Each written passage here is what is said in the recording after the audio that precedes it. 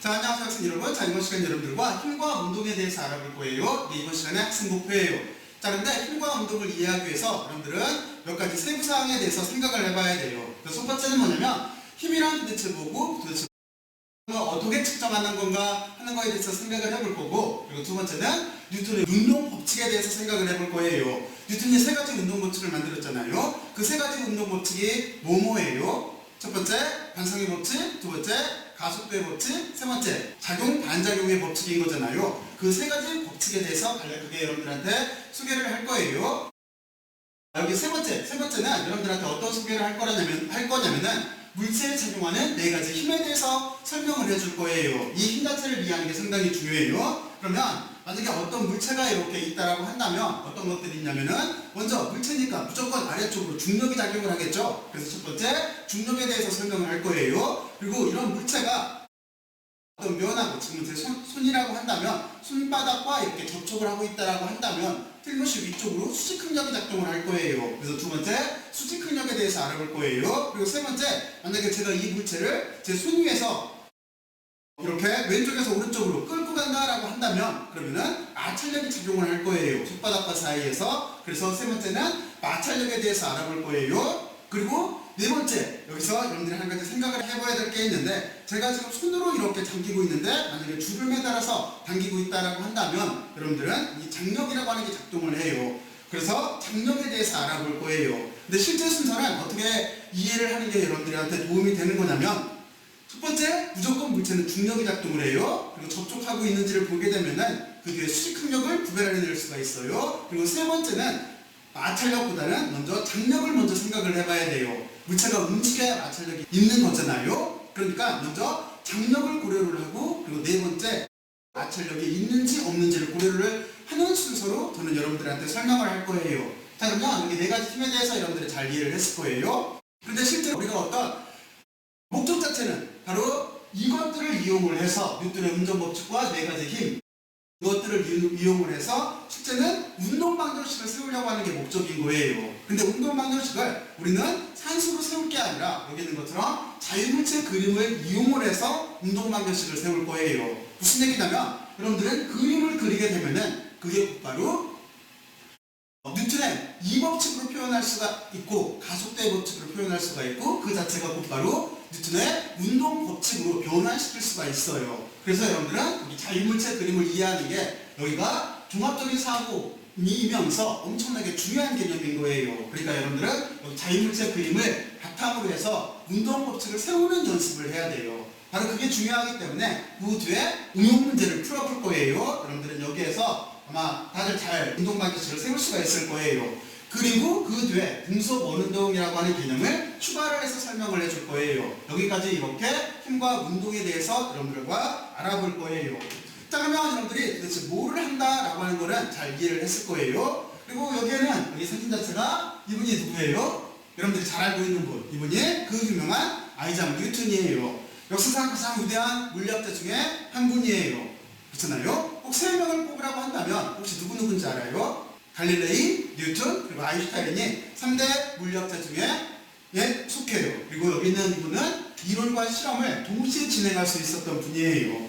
자, 그러면 여러분들한테 여기까지 이렇게 설명을 하기로 하고, 그리고 뉴턴의 업적에 대해서만 잠깐 알아볼까요? 지금 이 장에다가 왜 뉴턴을 이렇게 소개를 시켜놨냐면 실제는 이렇게 되는 거예요. 여러분들이 지금 배우고 있는 역학이라고 하는 모든 부분은 원래는 여기 있는 뉴턴이 만들었는데, 뉴턴이 썼던 저서가 있어요. 어디에 내용이 포함되어 있는 거냐면 1687년도에 뉴턴이 자연철학의 수학적 원리라고 하는 책을 써요. 우리말로는 줄여서 거기 자연철학의 수학적 원리에서 원리가 들어가잖아요.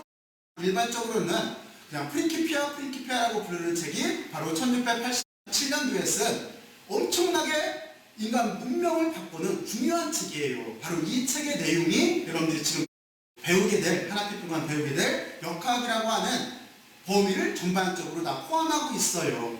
그러면 그 뉴턴의 엄청나게 많은 것 중에서 몇 가지만 듣는다고 한다면, 첫 번째는 뉴턴은 고전역학을 완성을 해요. 지금 여러분들은 바로 지금 그걸 배우고 있는 거예요. 그리고 두 번째는 빛에, 여기 지금 스크린에서 빛이 날라고 있는데 이 빛에 대한 처음 연구를 시도를 해요. 그리고 그러한 학문을 광학이라고 하는 책에서 집대성을 해요. 1704년도에. 하나 여러분들이 잘 알고 있듯이 뉴턴은 바로 역학 체계를 다루기 위해서 그전에는 없던 수학 체계를 만들어내요. 다시 말해서 미적분학이라고 하는 거를 만든 사람도 여기 있는 뉴턴이에요. 그리고 뉴턴의 법칙 중에서 정말로 중요한 게 있죠. 정말로 중요한 건 뭐냐면 여러분들이 잘 알고 있듯이 만율력 법칙이에요. 이 만율력 법칙을 통해서 나중에 제가 다시 부연 설명을 다시 해주겠지만 이전까지는 세계를, 이 우주를 두 가지로 이분하고 있었어요. 하나는 물체가 놓으면 어떻게 될까요? 밑으로 뚝 떨어지겠지? 이렇게 직선 운동을 하는 상황. 그리고 또 하나, 하늘에 떠있는 물체, 달, 태양 또는 별을 쳐다보게 되면은 원운동을 해요. 그렇잖아요? 원운동을 하게 돼 있어요. 그래서 예전에는 세계를 직선 운동을 하는 지상계, 그리고 달 이상의 원운동을 하는 천상계로 구별을 했어요. 근데 뉴턴이 만율력 법칙을 통해서 실제는 직선 운동을 하는 거나 원운동을 하는 거나 다시 말해서 지상계나 천상계나 물리법칙은 동일하게 적용이 된다라고 하는 인류 역사상 처음으로 통일장을 쓰게 돼 있어요. 그게 이분의 가장 주된 업적 중에 하나예요. 자, 그러면 여러분들은 여기까지 이렇게 잘 이해를 했을 거라고 생각을 하고 이따가 간간히 뉴턴의 업적에 대해서 혹시 부분이 있으면 소개를 해줄게요. 자, 그러면 이제 본론으로 들어가죠. 본론으로 들어가서 시작을 할 건데 여러분들은 다시 한번 딱 당부를 할게요. 여러분들은 뉴턴의 운동 법칙을 세울 건데 무엇을 가지고 세울 거냐면 여러분들은 전체적인 개념을 이해를 하고 자유물체 그림을 가지고 세울 거예요. 그러니까 여러분들은 자유물체 그림, 프리바디 다이어그램이라고 해요. 바로 이 부분에 대해서 조금 심도 있게 이해할 필요가 있어요. 여기를 한번 주의를 시켜주고 들어갈게요. 자, 그러면 다음 장으로 넘어가요. 자, 그러면 이제 역학이란 무엇인가 라고 하는 거에 대해서 생각을 해봐야 되는데 역학은 크게 봤을 때 정력학이라고 하는 게 있고 동력학이라고 하는 게 있어요. 그리고 요 밑에 있는 운동학이나 운동동력학이라고 하는 자체는 실제는 동력학의 일부인 거고, 그래서 여러분들은 크게 정력학과 동력학을 이렇게 구별하면 되는데 어떻게 구별하면 되는 거냐면 정력학이라고 하는 자체는 힘이라고 하는 자체가 서로 그러니까 이렇게 설명하면 쉽겠네요. 힘이 0인 상황이에요. 그러니까 정지된 상황을 다루겠다는 소리예요. 힘이 균형을, 그러니까 평형 상태라고 하는 거잖아요. 힘이 평형 상태에 있어서 균형을 이루어서 힘이 0인 상태, 다시 말해서 정지한 상태를 다루는 게 여기는 정력학이에요. 그리고 동력학이라고 하는 자체는 그렇지가 않고 동력, 말 그대로 움직인다는 소리예요. 물체가 운동을 하고 있을 때, 힘이 작용해서 운동하고 있을 때 다루겠다는 소리예요. 그리고 이 두 가지는 어떻게 구별하면 되는 거냐면 똑같이 힘은 작용을 하는데 이쪽은 특별하게 힘을 고려하지 않고 다시 말해서 원인에 상관없이 물체의 운동을 기술하겠다는 거예요. 여러분들이 바로 이 앞에 여러분들하고 저하고 수업을 할 때 배웠던 바로 그 내용이에요. 속도나 가속도나 또는 변위만 가지고 논하겠다는 게 여기 있는 것처럼 운동학이에요. 그리고 이쪽에 동력학이라고 하는 자체는 힘을 고려를 해서 다루겠다고 하는 입장인 거예요. 자, 그러면 이제 여러분들은 역학의 어떤 한문 체계에 대해서 이렇게 잠깐 살펴봤고, 그리고 지금 제가 여기 있는 것처럼 부연 설명을 잠깐 했어요. 동력학, 여기에 힘이 작용할 때, 그리고 정력학, 힘이 평형을 이룰 때, 그리고 역학은 뭐겠어요? 한자를 쓰면은 역자라고 하는 자체는 힘력자를 쓰는 거잖아요. 영어로는 여기 메카닉스라고 하지만 힘력자, 다시 말해서 힘을 받아서 물체가 운동하는 현상을 기술하겠다는 거예요. 자, 그러면 역학이 대강 어떤 구조를 가지고 있고 도대체 무엇을 연구하는 학문이다 라고 하는 건 여러분들이 지금 이해를 했을 거라고 생각을 하고, 그리고 그 옆에 힘의 측정이라고 하는 게 있어요. 힘이라고 하는 자체는 그럼 어떻게 측정을 하면 될까요? 그리고 힘은 스칼라량일까요? 벡터량일까요? 실제 힘이라고 하는 자체는 벡터량이에요. 여러분들은 힘은 벡터다라고 하는 생각을 해놓고 있어야 돼요. 그래서 여기 있는 그래프는 뭐냐면 실제 힘을 측정을 할 때 여러분들이 아마 해봤을 거예요. 이런 용수철, 지금 이 안에 용수철이 들어있는데 힘을 측정하려면 이렇게 하면 되겠죠. 이게 용수철에 여기에 질량을 달게 되면, 지금은 질량을 다는 것보다 제가 손으로 당길게요. 힘을 가해서 당길게요. 그러면 틀림없이 용수철이 이렇게 힘을 가하면 갈수록 늘어나게 될 거예요. 그래서 가장 기본적으로 힘이라고 하는 걸 측정을 한다라고 하는 자체는 뭐냐면 어떤 탄성계수를 알고 있는 용수철에다가 질량을 달아놓고 그 늘어난 길이를 이용을 해서 힘을 실제적으로 측정할 수가 있는 거예요. 그래서 여러분들은 여기 보면은 힘과 이렇게 변이 사이의 관계를 이용을 해서 힘을 측정을 할 수가 있어요. 그리고 또 하나 여기에는 용수철의 탄성계수도 바로 이 기울기를 이용해서 측정할 수가 있어요. 근데 이 힘은 벡터량이에요. 무슨 얘기냐면 여러분들은 이 밑에 그림을 이해를 해야 되는데 힘이라고 하는 자체는 벡터량이에요. 우리가 스칼라량이라고 하는 자체는 1 더하기 1을 하면 2가 나오는 게 스칼라량이에요. 하지만 여러분들이 힘을 만약에 이렇게 더해봐요. 만약에 어떤 사람은 힘을 지금 수평으로 이쪽으로 이렇게 당기고 있어요. 근데 어떤 사람은 그 똑같은 물체를 아래쪽으로 당기고 있어요. 그럼 어떻게 되겠어요? 실제 힘은 지금 이 그림처럼 합력으로 주어지기 때문에, 그래서 여러분들은 한 사람은 지금 제 손가락으로 나오듯이 왼쪽에서 오른쪽으로, 한 사람은 이 물체를 위쪽에서 아래쪽으로 당긴다라고 한다면 실제 힘은 이 두 개의 합력이 이 방향이 되겠죠. 근데 만약에 계산하기 쉽게 이 힘에 당기는 크기를 여기를 1, 그리고 아래쪽으로 당기는 크기를 1이라고 한다면 여기는 여기의 크기는 어떻게 되겠어요? 루트 2가 되는 거지. 그렇잖아요. 그래서 벡터하고 스칼라하고 바로 이런 점에서 서로 달라요. 힘은 벡터량이기 때문에 방향이 중요하다는 소리예요. 단순하게 1 더하기 1, 그래서 2로 생각하면 안 돼요. 자, 그래서 여러분들은 합력을 구할 때는 여기 표기사변형법을 이용을 하던 삼각형법을 이용을 하던 해서 여러분들이 이 두 벡터 사이에 합력을 구하려면 되는 거예요. 자, 그러면 여러분들은 힘은 벡터량이다라고 하는 걸 먼저 이해를 했고, 힘이라고 하는 자체는 용수철 같은 걸 이용을 해서 어떤 기준되는 개를 가지고 측정할 수 있다라고 하는 거를 여러분들은 이해를 했어요. 왜 제가 용수철로 힘을 측정할 수 있어요? 하는 얘기를 하냐면 실제 이거는 물리계를 다루기 때문에 뭐를 측정한다라고 하는 걸 여러분들은 꼭 고려를 해봐야 돼요. 무엇을 이용해서 측정한다라고 하는 걸 측정할 수가 없으면 물리가 아닌 거지, 물리학이 아닌 거잖아요. 바로 그래서 힘을 어떻게 측정을 할 거고, 그리고 또 하나 힘 사이에는 바로 이런 문제 때문에 벡터다라고 하는 걸 이해를 하고 있으면 돼요. 또는 실제는 힘이라고 하는 자체는 어떻게 시켜보면 돼요? 또 다른 방법은 힘을 측정을 할 때는 어떤 물체를 밀어보면 되잖아요. 밀어봤을 때 질량을 이용해서도 힘의 크기를 측정할 수 있어요. 반대로 힘을 이용을 해서 얼마나 빨리 가속되느냐를 통해서 질량을 거꾸로 유추할 수도 있는 거예요.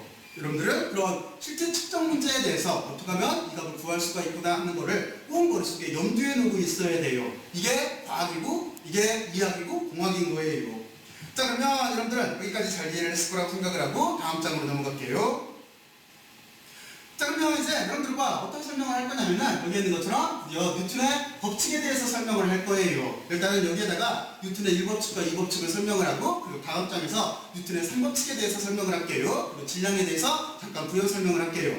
그래서 뉴턴의 운동법칙이라고 하는 자체는 세 가지로 돼 있어요. 그럼 이 내용이 어디에 나오냐면은 아까 제가 설명을 했을 때 역사상 가장 위대했던 저술 1687년도에 뉴턴이 자연철학의 수학적 원리라고 하는 프린키피아라고 하는 책을 써요. 그런데 그 책이 라틴어로 써져 있어요. 그리고 총 권수는 3권으로 돼 있어요.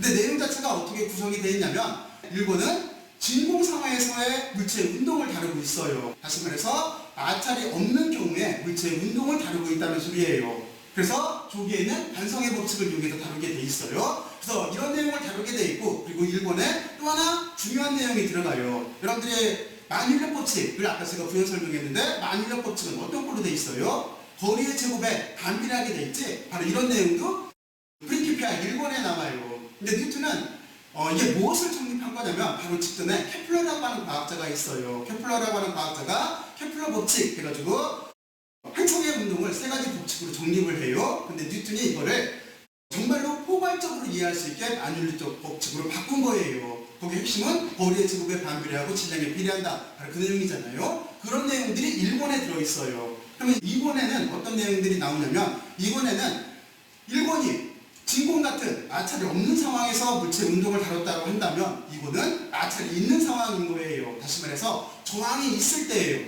근데 이 저항이 있을 때를 잘 생각을 해보면은 이거는 이런 경우죠. 제가 이렇게 움직인다고 했을 때도 지금 저항이 있는 거잖아요. 왜냐면 공기 저항이 있는 거잖아.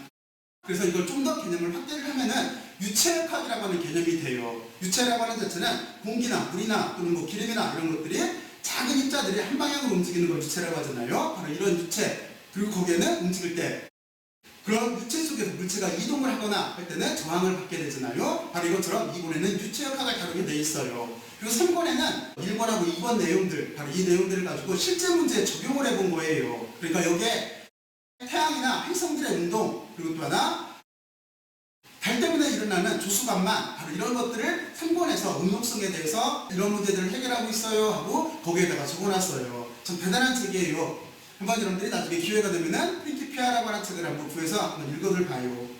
아까 거기에 나온 내용이에요. 그 중에서 우리는 1권에 나온 내용들에 대해서 지금 간단하게 먼저 설명을 하고 넘어갈 거예요. 자, 그러면 여러분들은 먼저 뉴턴의 첫 번째 법칙이라고 하는 관성의 법칙이라고 하는 자체는 부재가 관성의 법칙이에요. 관성을 다루고 있기 때문에. 무슨 얘기냐면 여기는 역사적 배경을 잠깐 알아야 되는데, 이거는 그리스 시대 아리스토텔레스까지 올라가요. 그러니까 물체의 운동을 다룰 때 움직이는 물체는 정지하려고 하는 속성을 가지고 있다라고 했어요. 그래서 물체의 운동을 물체의 속성으로 이렇게 생각을 했어요. 근데 언뜻 생각하면 이 말이 어느 정도 일리가 있어요. 여러분들 책상 앞에서 한번 해봐요. 책상 앞에서 연필을 한번 굴려보던 아니면 책을 밀어보던 하면 그 물체는 힘을 가하면 운동을 하다가 조금 있으면 정지를 할 거예요. 그래서 아리스토텔레스는 모든 물체는 이것처럼 정지하려고 하는 속성이 있다라고 했어요. 그리고 이게 보편적으로 보면 맞는 얘기처럼 보여요. 그리고 나서 17세기까지 흘러갔어요. 여기 엄청난 시간이 흘렀지. 여기는 그리스 개원전 200년 때 분인 거고, 여기는 17세기 분이에요. 그리고 갈릴레이가 아리스토텔레스가 말했던 물체의 운동에 대해서 생각을 해보다가 자기 생각은 그게 아닌 것 같은 거예요. 그래서 갈릴레이가 위대한 사고 실험을 해요. 그 사고 실험 자체가 바로 여기 있는 것 같은 U자관이에요. 이 그림은 어떻게 보면 되는 거냐면, 갈릴레이는 이렇게 생각을 한 거예요. 만약에 여기에 마찰이 없는 U자로 되어 있는 이렇게 트랙이 있다라고 생각을 해봐요. 어떤 트랙 같은 거, 그걸 생각을 하면 돼요. 여기가 이렇게 U자로 된 트랙이 있어요. 거기에 물체를 이렇게 올려놨어요. 쉽게 말해서 무슨 얘기냐면, 여기에 쇠구슬 같은 건 이렇게 올려놨어요. 그리고 손을 탁 치우면은 이 물체는 쭈르르 내려와서 이 위치까지 이렇게 올라가게 될 거예요. 그렇죠? 그리고 사고 실험을 어떻게 했냐면, 여기는 이 트랙을 한쪽을 이렇게 핀 거예요. 그러면 틀림없이 물체는 같은 높이까지 올라가기 위해서 더 먼 거리를 이동해서 여기까지 올 거예요. 그리고 지금 오른쪽을 더 이렇게 피게 되면은 물체는 더 먼 거리까지 이동해 올 거예요.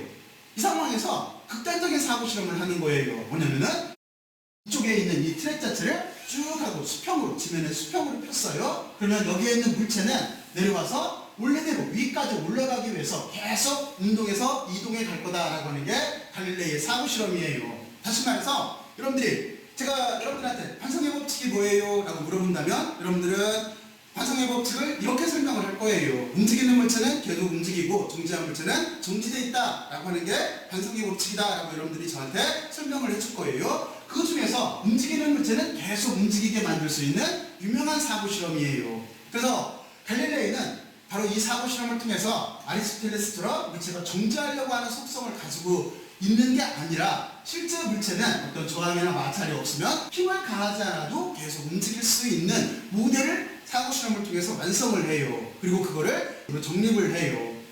자, 그러면 지금 뉴턴의 법칙을 배우고 있는데 갈릴레이가 생각했네, 그렇잖아요. 이거는 이유가 있어요. 왜냐면은 실제 뉴턴의 법칙이라고 하는 자체는, 뉴턴은 프린키피에다가 어떻게 써놓냐면, 세 가지 법칙 중에서 실제 뉴턴은 여기 있는 F=ma라고 하는, 여러분들이 잘 알고 있는 가속도의 법칙을 연구를 하고 있었어요. 근데 이 가속도의 법칙, 다시 말해서 힘과 질량과 가속도 사이의 관계를 이해를 할 때, 여기는 질량을 이해를 하기 위해서, 여기는 그리고 이 법칙이 투영되는 길이를 이해를 하기 위해서 갈릴레이가 생각했던 관성의 법칙이라고 하는 거를 자기 프린키피아에 도입을 해요. 이게 정말로 주석으로 붙어 있어요. 이게 갈릴레이가 생각했다라고 하는 거를. 자, 그래서 여러분들은 이제 여기까지 이해를 했어요. 갈릴레이 사고 실험까지. 그러면 한 가지 또 하나를 생각해 봐야 되겠죠. 그러면 직선 운동을 할 때만 이 법칙이 통용될까요? 근데 실제는 그렇지가 않아요. 그 뒤에 바로 이 그림은 뉴턴이 생각했던 그림을 조금 이해하기 쉽게 바꾸는 거예요. 뉴턴이 썼던 프린키피아라고 하는 그 책에 보면은 유명한 그림이 있어요. 그게 뭐냐면 바로 이거예요. 지구가 이렇게 있다라고 보고, 원래는 여기에 대포가 있어요. 대포가 있고, 대포에서 포탄두를 발사하게 돼 있어요. 그 뉴턴은 어떻게 설명하고 있냐면, 만약에 포탄두를 일정한 화약을 장착을 해서 쏘게 되면은 이만큼 날아서 떨어질 거예요. 더 강력한 대포를 쓰게 되면 더 멀리 날아갈 거예요. 더 강력한 대포를 쓰면 더 멀리 날아갈 거예요. 그러다가 만약에 지구의 공유라고 같은 연하율을 갖는 만큼 쏘게 되면은, 그러면은 이 포탄은 떨어질 데가 없어서 계속 이렇게 돌 거다라고 하는 사고 실험을 하고, 그 사고 실험을 그림으로 정말로 프린키피아에 그려놨어요. 참 그 당시에 저런 생각을 했다는 게 놀랐잖아요. 그러니까 여러분들은 이렇게 생각을 하면 돼요. 그 그림을 지금 제가 그냥 쉽게 설명을 하면은, 여러분들이 만약에 여기 있는 테니스 공을 던진다고 생각을 해봐요. 테니스 공을 던지게 되면은 테니스 공은 틀림없이 바닥에 가서 떨어질 거예요. 그리고 더 세게 던진다라고 한다면 더 멀리 가서 떨어질 거예요. 근데 제가 던지는 게 아니라 만약에 슈퍼맨이 던진다고 생각을 해봐요. 슈퍼맨이 정말로 여기 있는 것처럼 사람이 던지면 바닥에 떨어질 테니까 지구의 곡률과 같은 만큼 던진다라고 한다면, 그 정도로 힘을 가해서 던진다고 한다면 틀림없이 여기 있는 테니스 공은 계속 떨어질 데가 없어서 돌게 될 거예요. 바로 이게 뉴턴의 유명한 사고 실험이에요. 그래서 실제 관성의 법칙이라고 하는 자체는 이것처럼 직선 운동을 하든 아니면 곡선 운동을 하든 계속 한번 움직이기 시작한 물체는 추가적인 힘이 없이 계속 운동하게 돼 있어요. 바로 그래서 여러분들은 관성의 법칙을 이해할 수가 있어요. 그리고 관성의 법칙을 우리가 기호로 표시하면 이거예요. 원래는 여기는 원래 유식 F = MA를 알아야 쓸 수 있는 식인 건데 실제 식은 F = MA인 거죠. 지금 같은 경우에 등속도 운동을 하는 거죠. 그렇지? 등속도 운동을 하고 있기 때문에 가속도가 0인 상황이에요. 또는 반대로 힘이 0인 상황인 거예요. 그걸 우리가 여기 있는 것처럼 관성의 법칙이라고 해요. 자, 그리고 여기서 한 가지만 더 먼저 설명을 하고 넘어갈게요. 제가 힘이라고 하는 걸 쓸 때 지금 여기에 시그마 기호를 이렇게 썼어요. 근데 물리학에서는 이걸 시그마라고 안 읽어요. 안 읽고 여기를 뭐라고 읽냐면 넷이라는 말을 써요. 넷포스라고 해요. 영어로 말하면 넷포스라고 해요. 그리고 우리말로 말하면 여기를 알자 힘이라고 해요. 알자 힘이라고 하는 자체는 뭐냐면 어떤 물체가 운동을 할 때 이 물체에는 아까도 말했지만 기본적으로 4가지 힘이 작동하게 돼 있어요. 그렇죠? 4가지 힘이 작동을 하잖아요. 만약에 제가 이걸 가지고 설명을 했듯이 여기에는 중력도 작용하고 그리고 수직항력도 작용하고 장력도 작용하고 뒤쪽으로 마찰력도 작용할 거예요. 바로 이렇게 물체에 작용하는 실제 힘을 합한 게 알자 힘이라고 하는 정의예요. 알자 힘 또는 넷포스라고 읽어요. 시그마 F 이렇게 읽지 마요. 자, 그러면 저 정의는 저렇게 된다는 걸 이해를 했어요. 자, 그리고 나서 뉴턴의 실제 제일 중요한 법칙, 가속도의 법칙이라고 하는 거를 설명을 할게요.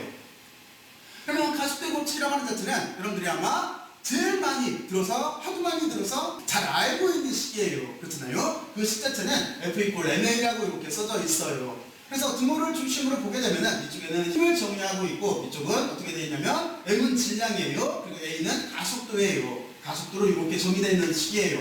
정말로 기호 딱 3개로 되어 있는 거예요. F = MA. 그런데 이게 질량을 가진 모든 물체의 운동을 다룰 수가 있어요. 참 대단한 식이에요. 그렇잖아요? 정말로 단순한데 모든 물체의 운동을 기술할 수 있는 참 위대한 식인 거예요. 자, 그러면 여러분들은 이제 이 식의 의미에 대해서 잠깐 살펴볼게요. 등호를 중심으로 봤을 때 우리가 지금 여기를 가속도의 입장으로 뺐으니까 가속도를 생각을 해보면은 가속도라고 하는 자체는 힘의 비례를 하는 거잖아요. 앞에 잠깐 부연 설명을 했듯이 무슨 소리냐면 어떤 물체를, 이 물체를 들을게요. 이 물체를 밀 때 힘을 약하게 가면 여기 가속도가 이 정도라고 했으면 만약에 세게 밀면, 세게 힘을 가하게 되면, 더 큰 힘을 가하게 되면 훨씬 더 빨라질 거예요. 바로 그 뜻이에요. 그래서 가속도라고 하는 자체는 힘의 비례를 해요. 힘이 커지면 가속도도 커지고 힘이 줄어들면 가속도도 작아지게 돼 있어요. 그리고 질량하고는 어떤 관계예요? 질량을 이쪽으로 넘기게 되면은 질량에는 반비례하게 돼 있는 거예요. 무슨 얘기냐면 만약에 지금 요만한 상자를 밀 때 하고 또는 질량이 큰, 엄청나게 큰 상자가 있어요. 엄청나게 무거운 상자가 있어요. 그러면 틀림없이 여기는 손가락으로 톡 건드려도 얘가 움직일 거예요. 하지만 그 물체는 톡 건드려도 꼼짝도 안 하겠지. 그렇죠? 그래서 바로 가속도라고 하는 자체는 질량과 반비례하게 돼 있어요. 여러분들은 이 개념을 이렇게 이해하고 있어야 돼요. 그리고 또 하나가 여기서 힘이라고 하는 거의 단위를 잠깐 살펴볼게요. 힘이라고 하는 단위는 뉴턴으로 써요. 뉴턴으로 N으로 쓰고, 왜냐면 여기는 뉴턴이 만들었잖아. 그래서 이번에 업적을 기념하기 위해서 힘의 단위는 뉴턴으로 써요. 그런데 또 다른 단위를 보게 되면은 질량은 단위가 킬로그램이잖아요. 여러분들이 첫 수업 시간에 배웠던, 그러니까 SI 단위로 보게 되면 질량은 킬로그램인 거고, 그리고 가속도라고 하는 자체는 전 시간에 배웠던, 거기에서 보면은 가속도는 메타/퍼 초의 제곱이 되는 거예요. 그래서 여러분들은 힘이라고 하는 단위를 이렇게 써도 되고, 킬로그램, 메타/퍼 초의 제곱을 써도 되고, 그리고 뉴턴의 업적을 기념하기 위해서 그냥 뉴턴으로 이렇게 써도 돼요. 읽을 때도 뉴턴으로 써요. 여기 이해갔죠? 그리고 만약에 또 하나 이렇게 쓸 수도 있어요. 여기를 소문자로 N으로 소문자로 쓰고 NEWTON 이렇게 써도 단위가 되는 거예요. 그 점을 여러분들 이해하고 있어야 돼요. 하지만 N자를 대문자로 쓰고 이름을 다 쓰게 되면은 이때는 뉴턴이라고 하는 사람을 지칭하게 돼 있어요. 단위는 이렇게 2가지로 표현할 수가 있어요. 다른 단위도 마찬가지예요. 암페어라고 하는 것도 마찬가지고 켈빈이라고 하는 단위도 마찬가지예요. 자, 그러면 여러분들은 이 단위까지 잘 이해를 했어요. 그리고 또 하나 관성기준틀이라고 하는 거에 대해서 잠깐 짚고 넘어가야 되는데, 관성기준틀이라고 하는 자체는 여기 정의되어 것처럼 물체가 다른 어떤 물체와도 상호작용하지 않고 가속도가 0이 되는 기준틀이라고 되어 있어요. 그러면 이게 무슨 의미일까요? 이 의미가 여러분들은 이렇게 생각하면 쉬워요. 관성기준틀이라고 하는 자체는 여기는 갈릴레이의 실험을 예를 들면 좀 더 쉽게 이해를 할 수가 있어요. 어떤 갈릴레이 실험을 예를 들 수가 있냐면, 여러분들이 엄청나게 큰 배를 생각을 해봐요. 머릿속으로 상호 실험을 해요. 그리고 어떤 사람이 그 배 안에서 태어났어요. 그 배 내부에 아주 깊은 곳에서 태어났어요. 그러면 틀림없이 거기서 태어난 사람은 이 배가 움직이고 있는지 또는 정지하고 있는지 알지 못할 거예요. 어떤 조건 내에서 배가 정말로 정지되어 있던 또는 배가 등속 운동을 할 때도 마찬가지예요. 그 배 안쪽에서 처음부터 태어났던 사람은 이 배가 도대체 정지하고 있는 건지 아니면은 움직이고 있는지 구별할 수가 없어요.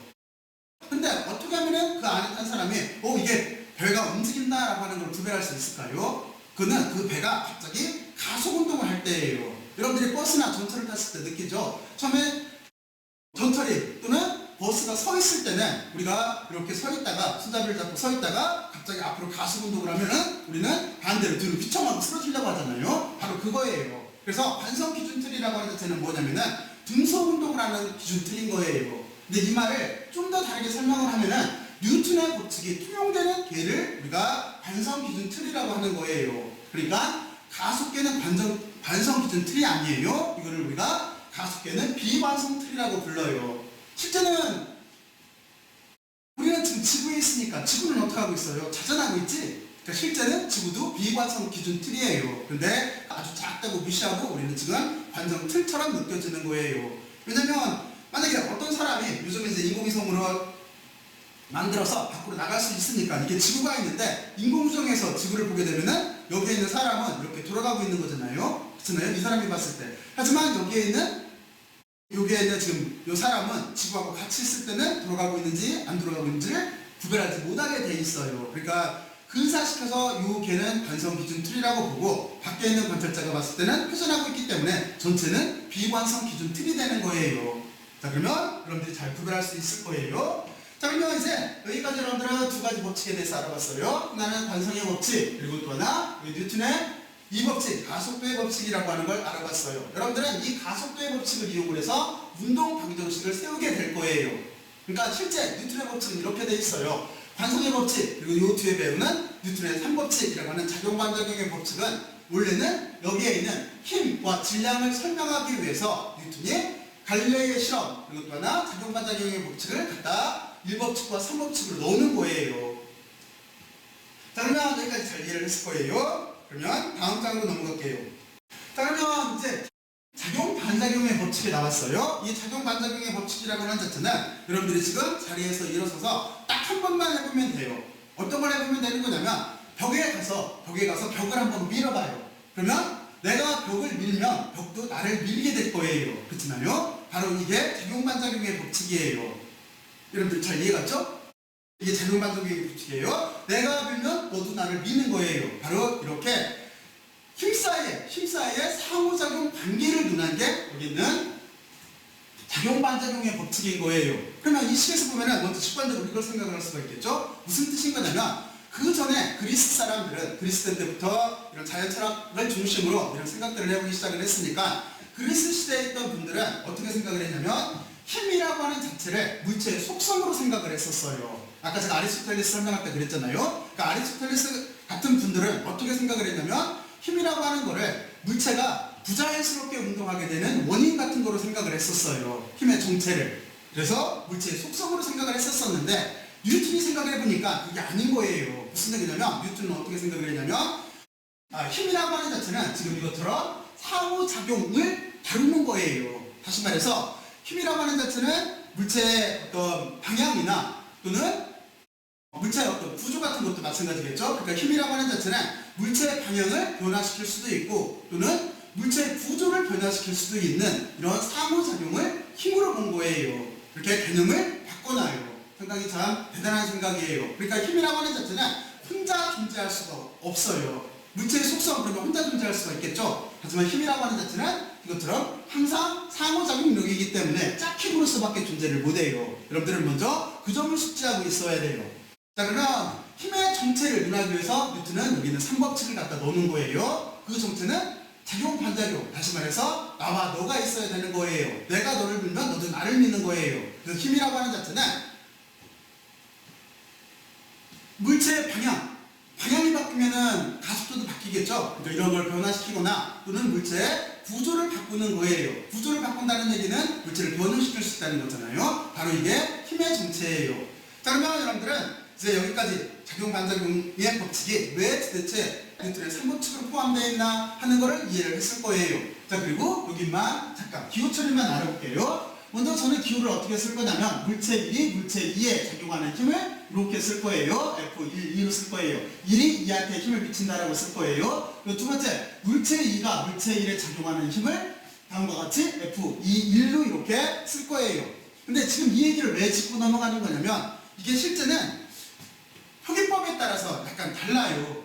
무슨 얘기를 하고 싶은 거냐면 어느 책에는 1이 2한테 힘을 미친다 이렇게 표기를 하고 있어요. 특히 우리나라 책에서 우리나라 어순하고 생각하는 방향은 바로 그렇게 돼 있어요. 하지만 여러분들이 다른 책들을 보게 되면 반대로 돼 있어요. 어떻게 돼 있냐면 2가 1에 힘을 미친다라고 돼 있어요. 다시 한번 얘기할게요. 2가 1에 힘을 미친다라고도 쓸 수가 있어요. 그러니까 2에 의해서 1에 미치는 힘으로도 쓸 수가 있어요. 영어적 표현법을 한다면. 그런데 저는 일단은 여러분들한테 우리나라 환경에 익숙한 그냥 1이 2한테 미친다라고 이렇게 쓸 거예요. 그리고 나서 기호 처리는 어떻게 할 거냐면 이렇게 할 거예요. 그러면 내가 벽을 밀고 있어요. 나의 질량을 M1이라고 하고 벽을 M2라고 했을 때 기호 처리는 내가 너한테 힘을 가하는 거예요. 그러면 너도 나한테 힘을 가해요. 벽도 나한테 힘을 가하는 거예요. 그러니까 너도 벽도 나한테 힘을 가하게 되는 거예요. 그러면 여기는 마이너스는 뭐냐면 마이너스는 무슨 뜻이냐면 반대라는 뜻인 거죠. 내가 밀면 너도 밀어야 되니까 내가 가하는 힘과 반대로 민다는 뜻이에요. 그래서 이게 마이너스가 이렇게 들어가 있다라고 하는 자체를 여러분들은 생각을 하고 있어야 돼요.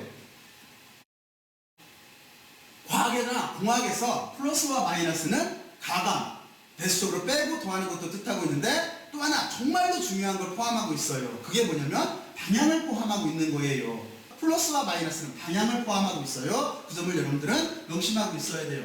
그러면 이제 사고 실험을 하나 해보죠. 그리고 여러분들이 벡터로서 한번 표현을 해봐요. 그리고 기호 처리를 한번 해봐요. 만약에 두 가지 물체가 있어요. 이쪽에 M1이라고 하는 물체가 이렇게 있다라고 보고 그리고 여기에 M2라고 하는 물체가 있어요. 그러니까 여기에 이쪽에 지구가 이쪽을 지구로 할게요. 지구가 더 커야 되니까 지구가 있고 달이 있어요. 자, 그러면 여기를 기호 처리를 해봐요. 이쪽을 질량을 M1이라고 하고 이쪽을 M2라고 할게요. 바로 이런 경우는 기호 처리를 어떻게 해야 될까요?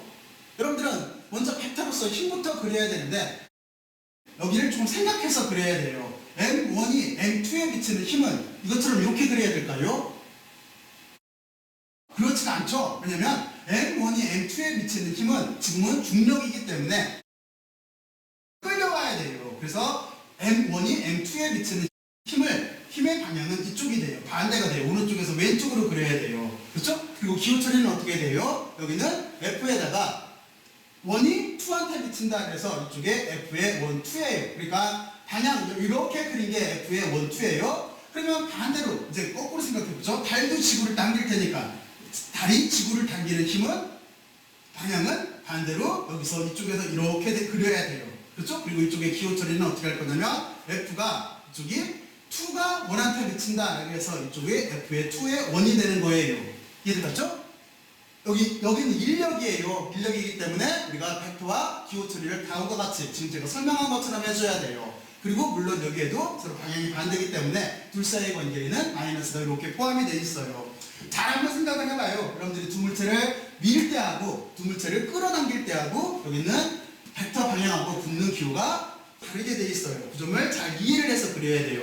과학이라고 하는 자체는 이해력이야. 그 현상을 보고 사고실험을 통해서 시각화를 시키는 거예요. 지금처럼 그림으로 한번 그려보게 되면은 여러분들은 직관적으로 쉽게 잘 이해를 할 수가 있어요. 자, 그러면 이제 세 번째 법칙인 작용반작용의 법칙에 대해서 여러분들하고 알아봤어요. 그리고 이 작용반작용의 법칙이라고 하는 자체는 뉴턴이 힘을 정의하기 위해서 도입한 개념이다라고 하는 거를 여러분들하고 같이 한번 생각들을 해봤어요. 자, 그러면 이제 여기 부연으로 두 가지를 더 짚고 넘어가야 돼요. 하나는 뭐냐면 질량이라고 하는 거의 정의, 그리고 또 하나 관성이라고 하는 거의 정의에 대해서 잠깐 생각을 해봐야 되는데, 여기 관성이라고 하는 자체는 뭐냐면은 여러분들이 지금 여기서 있는 것처럼 원래 운동 상태를 그대로 유지하려고 하는 성질이 관성인 거예요.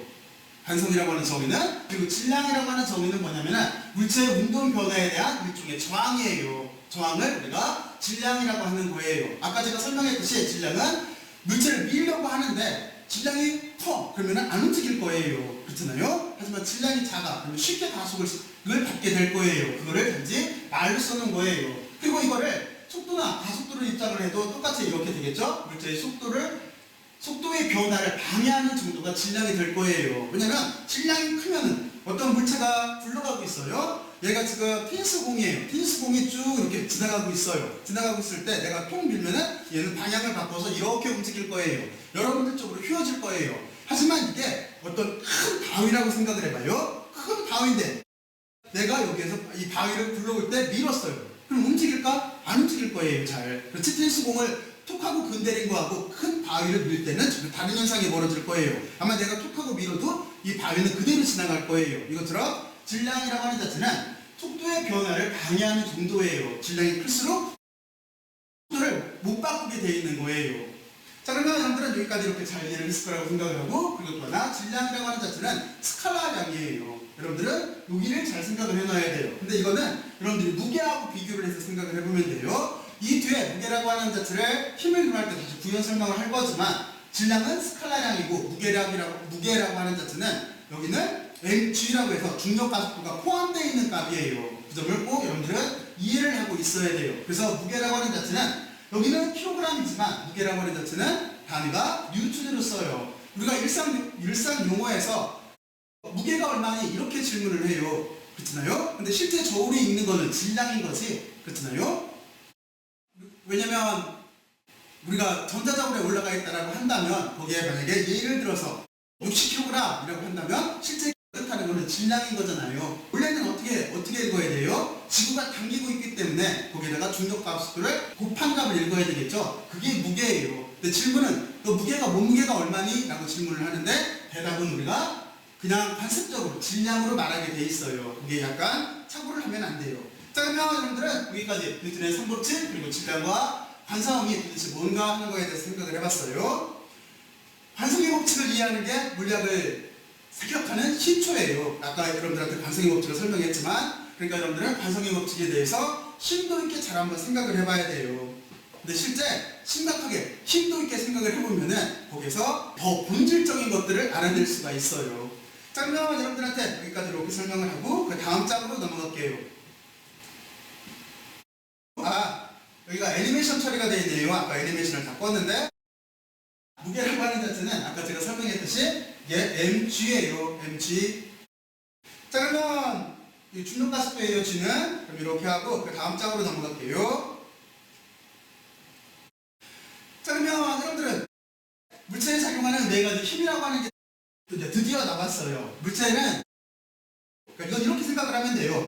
뭐 어떤 걸 설명을 하려고 하는 거냐면 지금 우리는 뉴턴의 법칙을 써서 물체의 운동을 기술하려고 하는 거예요. 그래서 여러분들은 F = ma를 중심으로 해서 여러분들은 전 시간에 이 가속도를 이해를 하기 위해서 변의 속도를 이해를 했어요. 변의 속도 가속도니까. 그리고 좀 전에 질량이라고 하는 거를 여러분들하고 같이 생각을 해봤어요. 그리고 지금 이제 남아있는 한 가지, 마지막 한 가지 F라고 하는 힘을 논하는 거예요. 근데 이 힘은 다 단순화시켜서 네 가지만을 다룰 거예요. 그 네 가지는 뭐냐면 중력, 수직항력, 장력, 마찰력이에요. 가급적이면은 아까 여러분들한테 설명을 할 때, 소개를 할 때 말했듯이 여러분들은 중력, 수직항력, 장력, 마찰력 순으로 생각을 해놓으면 나중에 운동방정식을 세울 때 훨씬 수월해요. 왜냐면 결국에는 그걸 하려고 하는 거죠. 뭐를 하려고 하는 거냐면 이 힘을 이용을 해서 이 네 가지 힘을 이용해서 운동방정식을 세우려고 하는 거예요. 그렇잖아요. 물체라고 하는 질량 M에 작용하는 운동방정식, 다시 말해서 F라고 하는 힘을 이용을 해서 가속도가 어떻게 되니 하는 운동방정식을 세우려고 하는 게 목적인 거예요.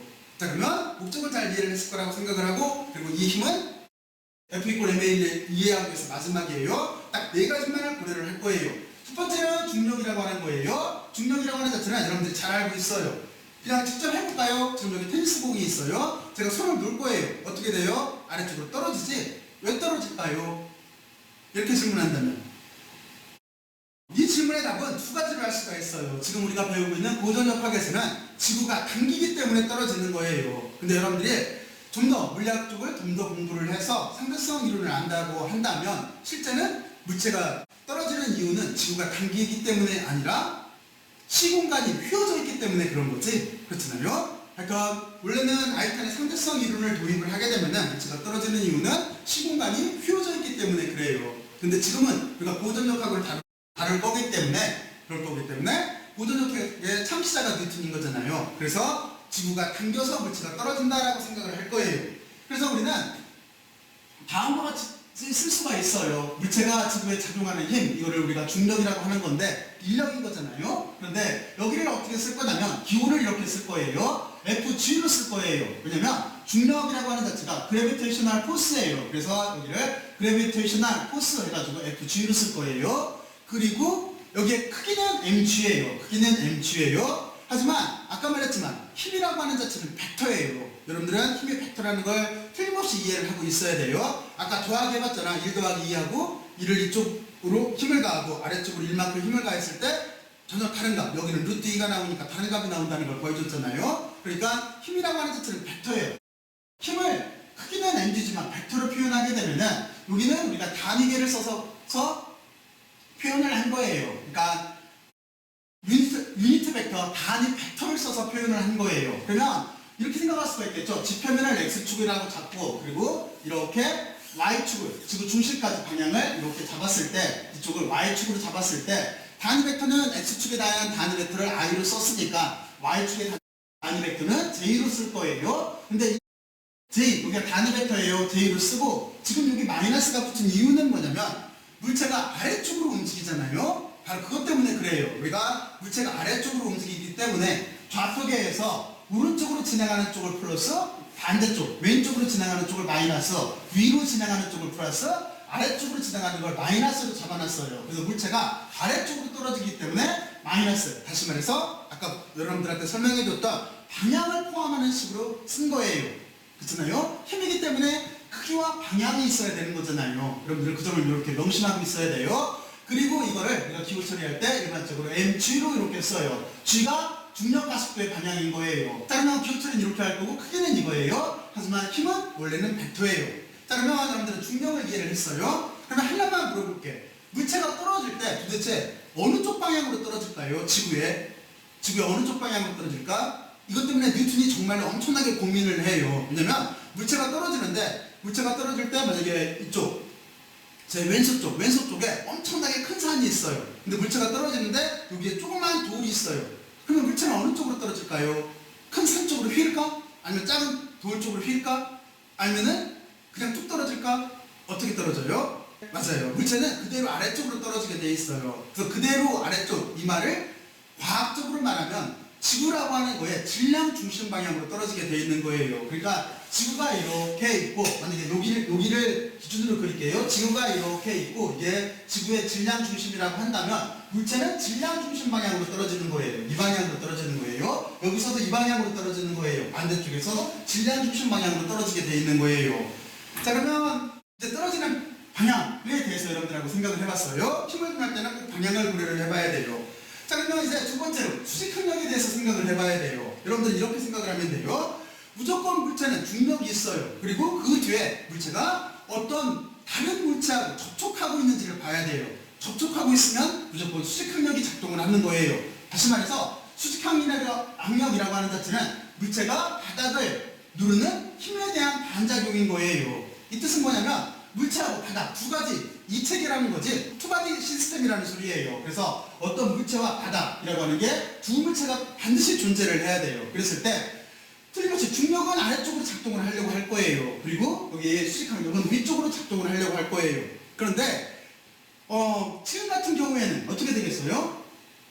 물체 여기에서 힘의 크기는 지금 같은 경우에는 서로 같은 거죠. 왜냐면 힘의 크기가 서로 다르다고 한다면, 중력이 더 세다라고 한다면 틀림없이 이 물체는 여기 있는 탁자를 부시고 아래쪽으로 떨어지게 될 거예요. 하지만 물체가 계속 여기에 이렇게 있다라고 하는 자체는 두 힘의 크기가 같다라는 뜻이에요. 이 점을 여러분들이 잘 이해를 하고 있어야 돼요. 이해들 갔죠? 자, 그러면 여기까지 여러분들이 수직항력에 대해서 잘 이해를 했을 거라고 생각을 하고, 그래서 수직항력이라고 하는 자체를 우리가 mg로 쓸 수가 있는 거예요. 무슨 얘기냐면 방금 전에 여러분들한테 설명했듯이 수직항력과 중력이라고 하는 자체는 수평 상태에 있을 때 서로 크기가 같고 방향이 반대인 힘인 거예요. 바로 그래서 중력이 mg라고 여기서 반드시 방금 전에 했기 때문에 수직항력을 크기로 쓰게 되면은 이것처럼 mg로 쓸 수가 있어요. 하지만 방향을 고려하게 되면 중력과 반대인 거지. 그래서 여러분들은 이쪽을 플러스로 잡아야 되니까 중력은 마이너스로 이렇게 써줘야 돼요. 중력을 마이너스로 잡으니까 수직항력은 플러스. 지금과 같은 경우에 이렇게 써줘야 돼요. 그러면 수직항력이라고 하는 자체는 항상 중력과 크기가 같을까요? 방향은 반대고. 근데 이게 그렇지가 않아요. 자, 그러면 다음과 같은 예를 한번 들어볼게요. 자, 지금 여기에 이렇게 각도를 나타낼 수 있는 구조물, 다시 말해서 실험 도구가 이렇게 있는데, 실제로 수직항력이라고 하는 자체는 여러분들은 이렇게 생각을 하면 돼요. 물체가 여기에 있다라고 한다면, 이 물체가 이후에 이렇게 있다라고 한다면, 이렇게 봤을 때는 수직항력은 지금 이쪽, 지금 제가 가지고 있는 보드마커 방향으로 작동을 하게 될 거예요. 이렇게 작동을 해요. 하지만 물체가 어떤 각도를 이렇게 갖는다라고 한다면, 손으로 들기가 어렵네. 그러면 틀림없이 수직항력 방향은 다음과 같이 이렇게 각도를 갖고 기울어지게 돼 있어요. 여러분들 이걸 명심을 해야 돼요. 다시 한번 보여주면은 물체가 이 물체를 없애가면 쉽겠네요. 곡선 방향으로 수직항력을 그려야 돼요. 노멀 벡터라고 하는 거잖아. 그렇잖아? 그런데 물체가 각도를 갖고 기울어지게 되면은 수직항력은 이렇게 달라지게 돼 있어요. 다시 말해서 이때는 중력과 크기가 같아요. 하지만 이때는 코사인 세타만큼 중력에 비해서 크기가 작아지게 돼 있는 거예요. 이 점을 명심하고 있어야 돼요. 자, 그러면 여러분들은 이제 수직항력에 대해서 잘 이해를 했어요. 그리고 이제 수직항력을 기호 처리를 할 건데, 제가 좀 아까 노멀이라는 말을 쓰잖아요. 그래서 수직항력을 노멀 포스라고 해요. 여기에 있는 이 벡터를 노멀 벡터라고 하는 거고, 그래서 우리는 기호를 어떻게 쓸 거냐면 노멀 포스 해서 FN으로 쓸 거예요. 근데 이쪽은 여러 가지 기호를 써요. 저는 여러분들한테 이렇게 설명을 할 거예요. 명확하게 하기 위해서. 그런데 일반적으로 그냥 N으로 쓸 때도 있어요. 이것도 대소문자로 구별하지 않고 소문자로 쓸 때도 있어요. 근데 저는 노멀 벡터에서 F로 쓸 거예요. 방향대로 읽으면 FN으로 쓸 거예요.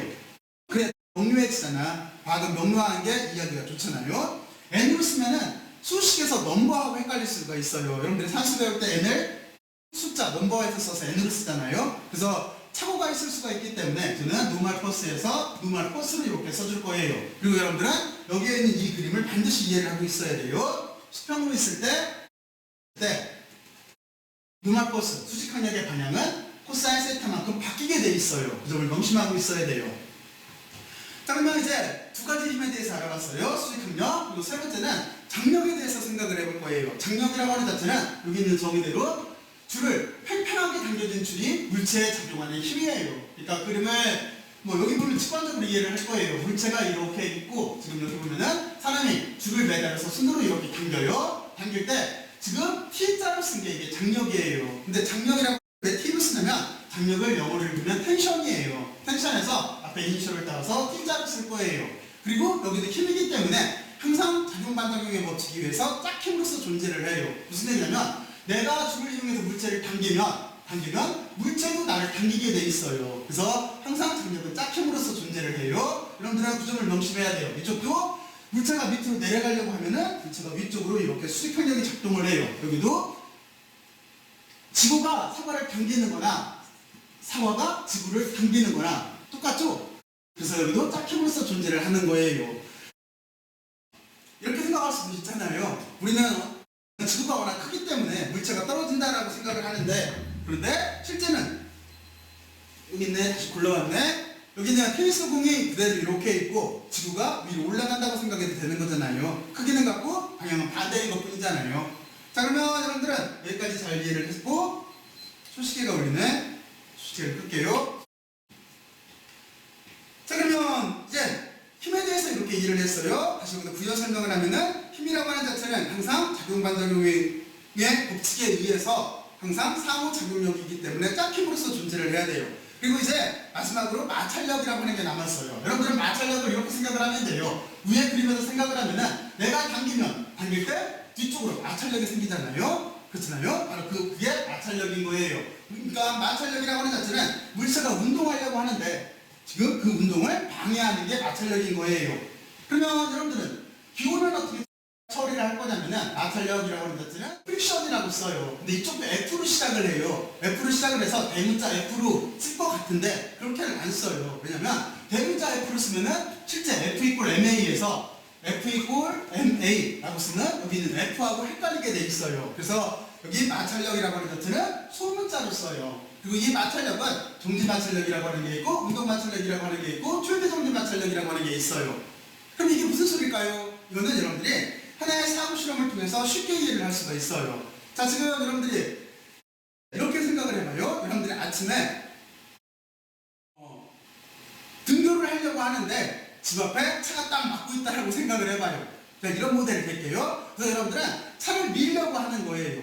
차를 밀 때를 한번 생각을 해봐요. 차를 밀려고 할 때 안 움직이지? 그래서 여러분들은 차를 힘을 다해서 쭉 하고 밀어줘야 될 거예요. 그러면 차는 틀림없이 처음에는 정지하고 있다가 어느 순간에 덜크덕 하면서 천천히 밀려나가게 될 거예요. 바로 이걸 머릿속으로 상상을 해봐요. 과학은 상상력이에요. 그랬을 때 정지마찰력과 운동마찰력이라고 하는 건 뭐냐면 처음에 내가 밀고 있을 때예요. 미는데 차가 안 움직이고 있는 상태예요. 그때를 우리가 정지마찰력이라고 해요. 그리고 이 정지마찰력의 최종점, 차가 딱 움직이기 시작하기 하는 바로 그 점, 바로 최고점을 우리가 여기를 최대 정지마찰력이라고 해요. 그 뒤부터는 머릿속으로 상상해보면 차는 덜컥 하고 움직인 다음에 그 뒤에 쭉 하고 밀려가게 돼 있어요. 그래서 움직일 때의 마찰력을 우리가 운동 마찰력이라고 하는 거예요.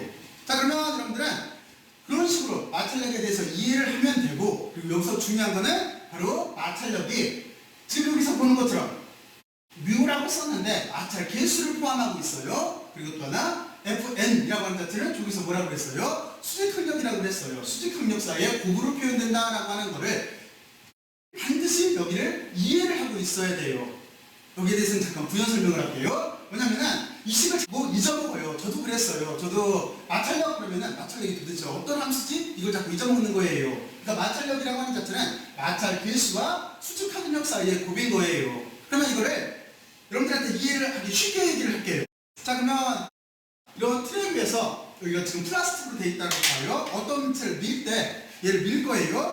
이쪽으로 이렇게 밀거나 또는 당길 때 이렇게 운동을 시킬 때 한쪽은 면이 넓어요. 그리고 또 한쪽은 면이 이렇게 작아요. 그러면 여러분들이 지금 답변을 한번 머릿속으로 해봐요. 제가 이쪽으로 물체를 이렇게 밀 때하고 얘를 이렇게 세웠어요. 면적을 조그맣게 만들었어요. 똑같은 플라스틱 재질인데 이렇게 밀 때하고 어느 쪽에서 힘이 더 많이 들어갈까요? 반대로 말하면 어느 쪽이 마찰력이 더 클까요? 같은 힘을 가했을 때 면적이 넓을 때 또는 면적이 좁을 때 어느 쪽이 밀기 쉬울까? 어떻게 될 것 같아요? 언뜻 생각하면 면적이 넓은 면으로 이렇게 밀 때 우리가 더 어렵다고 느껴요. 근데 실제는 안 그래요. 무슨 뜻이냐면 바로 이 식에 의해서 이 식을 보게 되면 여기에는 면적에 대한 통은 없어요. 그러니까 물체를 밀 때 마찰력이라고 하는 자체는 넓은 면 쪽으로 물체가 있던 또는 면적이 좁은 쪽으로 있던 같은 체질일 때는 상관이 없는 거예요. 단지 뭐에만 비례를 하냐면 마찰 개수라고 하는 자체는 거친 거예요. 표면의 거칠기예요. 이 물체에서는 구조가 서로 달라요. 똑같은 물체인데 이때는 제가 넓은 면 쪽으로 이렇게 밀 때하고 가는 면 쪽, 이쪽으로 밀 때하고 서로 달라요. 왜냐면 여기는 재질이 이중으로 되어 있는 거예요. 여러분들 쪽에서 보일지 모르겠지만 검은 색깔로 보이는 여기는 사포예요. 사포. 표면이 거칠거칠해요. 그리고 지금 이쪽은 나무예요. 나무에다 사포를 붙여놓은 거예요. 바로 그래서 마찰력이 어느 쪽이 더 크냐면 이때는 사포가 있는 쪽으로 밀 때가 마찰력이 더 커요. 그리고 나무로 밀 때가 마찰력이 더 적은 거예요. 하지만 같은 체질일 때는 면적이 넓던 좁던 상관이 없어요. 그 점을 여러분들은 이해를 해야 돼요. 그리고 FN에는 또 하나 뭐가 포함되어 있어요? 질량이 포함되어 있죠. 그러니까 질량이 무거울수록 마찰력은 더 커지게 되어 있는 거예요. 여러분들은 그 점을 명심해야 돼요. 그래서 여러분들은 바로 여기에 있는 식을 잘 한번 생각을 해봐야 돼요. 아까 방금 전에 얘기했듯이 심도 있게 한번 생각을 해봐야 돼요. 자, 그러면 여러분들이 마찰력까지 잘 이해를 했다라고 생각을 할게요. 한번 스스로 한번 이해를 해봐요. 이제 네 가지 힘까지 배웠어요. 그러면 이 다음 장에서는 제가 여러분들한테 어떤 설명을 할 거냐면 드디어 이걸 가지고 운동방정식을 세울 거예요. 근데 운동방정식을 세울 건데 F 이퀄 MA를 가지고 세우지를 않고 자유물체 그림을 이용해서 세울 거예요. 그래서 여러분들한테 자유물체 그림에 대해서 설명을 할 거예요. 자, 그러면 다음 장으로 넘어가요. 자, 이게 자유물체 그림이라고 나왔는데 여러분들은 지금과 같은 사고실험을 해요. 어떤 사고실험을 하면 되는 거냐면 여러분들이 이렇게 엄청나게 큰 어떤 물체를 이동시킨다라고 생각을 해봐요. 자, 머릿속으로 생각을 해요. 자, 지금 이런 경우에 이 물체에 운동방정식을 세우고 싶어요. 어떻게 세우면 될까요? 어떻게 세우면? 일단은 F 이퀄 MA라고 하는 뉴턴의 이 법칙을 가지고 세우려면 좀 막막해요. 그렇잖아요? 그랬을 때 우리는 어떻게 하면 되는 거냐면 그림을 그리면 되는 거예요. 그러니까 여러분들은 이렇게 생각을 하면 돼요. 여러분들은 실제 현상이 있어요. 이 실제 현상을 머릿속 실험실에서 단순화를 시켜요. 다시 말해서 사고 실험을 해요. 그리고 이 사고 실험한 결과를 그림으로 그려요. 이러면은 운동방정식이 생기게 돼 있어요. 자, 그러면 중요한 건 이거죠. 그림을 어떻게 그리면 되는 거냐면 몇 가지 절차가 있는데 여기 이렇게 말도 써 있어요. 여기 PPT에 말도 써 있어요. 그런데 이 말을 제가 이 그림을 이용을 해서 쉽게 여러분들한테 이해가 쉽게 설명을 할게요. 자, 그러면 어떻게 그림을 그리면 되는 거냐면 이걸 자유물체 그림이라고 하는데 첫 번째는 뭐냐면 무조건 여기 있는 물체에다가 좌표를 씌우는 거예요. 분석을 하려면 좌표가 있어야 되겠지? 좌표를 이렇게 만들어요. 그리고 우리는 이 물체를 여러분들 처음 동영상에서 설명하듯이 물체를 가지고 그리는 게 아니라 입자로 그리는 거예요. 좌표를 씌워요. 그리고 이 물체를 입자로 바꿔요. 그리고 이 물체에 질량을 명명을 해주는 거예요. 만약에 질량이 이것처럼 스몰 m이라고 써주면 되고 여기가 만약에 100kg이면 여기다 100kg이라고 써주면 되는 거예요. 질량을 이렇게 명명을 해줘요. 그러면 첫 번째 할 일이 끝났어요. 이제 분석을 할 수 있는 툴을 만든 거예요. 그리고 두 번째는 뭐냐면 방금 전에 배웠던 힘을 찾아서 벡터로 그려주면 되는 거예요. 힘을 찾아서 벡터로 그려주면 되는 거예요. 자, 그러면 이런 경우에 이 물체에 작용하는 힘은 무엇이 있어요? 무엇이? 그러면 첫 번째, 무조건 물체가 질량을 가지고 있기 때문에 중력이 있겠죠? 그러니까 여러분들은 중력을 그려주면 되는 거예요. 그리고 질량 중심에서 이렇게 벡터를 연결을 해주면 돼요. 그리고 아까 기호는 뭐라고 쓴다고 그랬냐면 그래비테이셔널 포스 해가지고 FG로 쓴다고 그랬어요. 그래서 이렇게 중력을 그려요. 그리고 또 하나 그 뒤에 뭐를 봐야 돼요? 어떤 힘을 찾아내야 돼요? 그 뒤에 여러분들이 생각을 해야 돼요. 이 물체가 접촉을 하고 있는지를 봐야 돼요. 지금과 같은 경우에는 지면하고 접촉을 하고 있어요. 그러면 어떤 힘이 작용을 해요? 그렇죠? 두 물체가 접촉을 하고 있으면 반드시 수직항력이 작동하게 돼 있어요. 그러니까 위쪽으로 이렇게 수직항력이 작동한다라고 해서 벡터로 그려주면 돼요. 벡터는 크기와 방향이 있는 거예요. 그래서 그림 속에 방향을 포함하고 있는 거예요. 그리고 세 번째, 어떤 힘을 찾아야 돼요? 물체가 그대로 있나? 안 그렇죠? 운동하고 있죠? 여기 있는 사람이 줄로 지금 잡아당기고 있기 때문에 물체가 이동하고 있는 거예요. 다시 말해서 장력이 작동을 하고 있어요. 그래서 여러분들은 장력을 그려주고 기호를 T로 붙여주면 되는 거예요. 여기는 수직항력인 거니까 기호는 노멀 펄스에서 FN으로 쓸 거예요. 이렇게 붙여주면 돼요.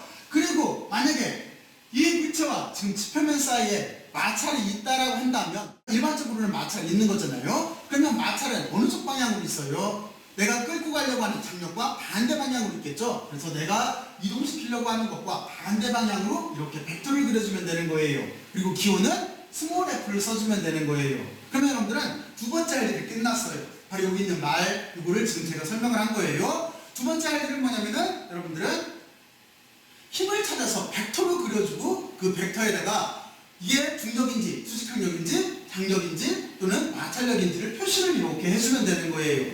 자, 그러면 여기까지 끝났고 이제 세 번째는 뭐냐면 F 이퀄 m이라고 하는 식의 가속도가 있어요. 그래서 여러분들은 가속도라고 하는 걸 방향을 표시를 해주면 되는 거예요. 자, 그러면 지금과 같은 경우에 물체는 어느 쪽으로 가속을 받고 있어요? 힘의 방향과 같겠지? 그러니까 왼쪽에서 오른쪽으로 물체가 이동할 거예요. 그러니까 여러분들은 여기에다가 왼쪽에서 오른쪽으로 이동하고 있어요 라고 벡터를 그리고 가속도라고 하는 표시 A를 써주고 그리고 지금 이 방향은 플러스 방향이다 라고 해서 이렇게 써주면 되는 거예요. 실제는 여기 플러스를 안 써도 방향이 왼쪽에서 오른쪽으로 움직이고 있기 때문에 플러스 방향인 거예요. 자, 이렇게 가속도를 붙여요. 자, 그러면 여러분들은 여기까지 뭐를 한 거냐면 이 그림 자체가 뭐를 뜻할 것 같아요? 이 그림 자체가 실제는 이 그림 자체가 F 이퀄 MA를 뜻하는 거지. 그럼 왜 그런가 생각을 해볼게요. 여기다 먼저 수식을 여기다가 이렇게 써봐요. F 이퀄 MA라고 써봐요. 그랬을 때 여러분들은 질량이라고 하는 M이 들어가 있어요. 질량 여기 있네. 그리고 가속도라고 하는 A가 있어요. 가속도 여기 있네. 그리고 F 힘이라고 하는 거 하나, 둘, 셋, 네 개 있네. 그러면 F 이퀄 MA 다 표시를 한 거죠. 그러니까 이 자유물체 그림 자체가 F 이퀄 MA라고 하는 식 전체를 포함하고 있는 거예요. 그러니까 뉴턴의 이 법칙과 여기서 그린 자유물체 그림이라고 하는 자체는 서로 등간고예요. 이 점을 이해를 해야 돼요. 바로 그렇기 때문에 우리가 그림을 그려서 운동 방정식을 세울 수가 있는 거예요. 이 그림 자체가 F 이퀄 MA를 뜻하고 있기 때문에. 그리고 기호 처리를 할 때 좀 더 정교하게 표현하고 싶으면 F 앞에다가 아까 설명했듯이 이렇게 시그마 기호를 써주고 알짜 힘이라고 읽으면 되는 거예요. 그러면 이렇게 되겠죠? 네 가지 알짜 힘이라고 하는 자체가 질량 M의 물체에 작용을 해서 가속도 A로 움직이고 있는 경우인 거예요. 그러면 얘가 실질적으로 뭘 뜻해요? 여기에 있는 실제 현상을 뜻하는 거죠. 그렇죠? 여러분들은 이런 식으로 논리 구조를 만들어 나가야 돼요. 자, 그러면 이제 가속도의 법칙을 이렇게 설명을 해야 되죠. 가속도의 법칙이라고 하는 F 이퀄 MA와 자유물체 그림이 실제 현상을 뜻한다라고 하는 것까지 설명을 했어요. 자, 그러면 이제부터 운동 방정식을 세우면 돼요. 바로 좀 전에 설명을 했듯이 F 이퀄 MA라고 하는 여기에다가 기호 처리한 이 그림을 갖다 대입을 해서 운동 방정식을 세우면 돼요.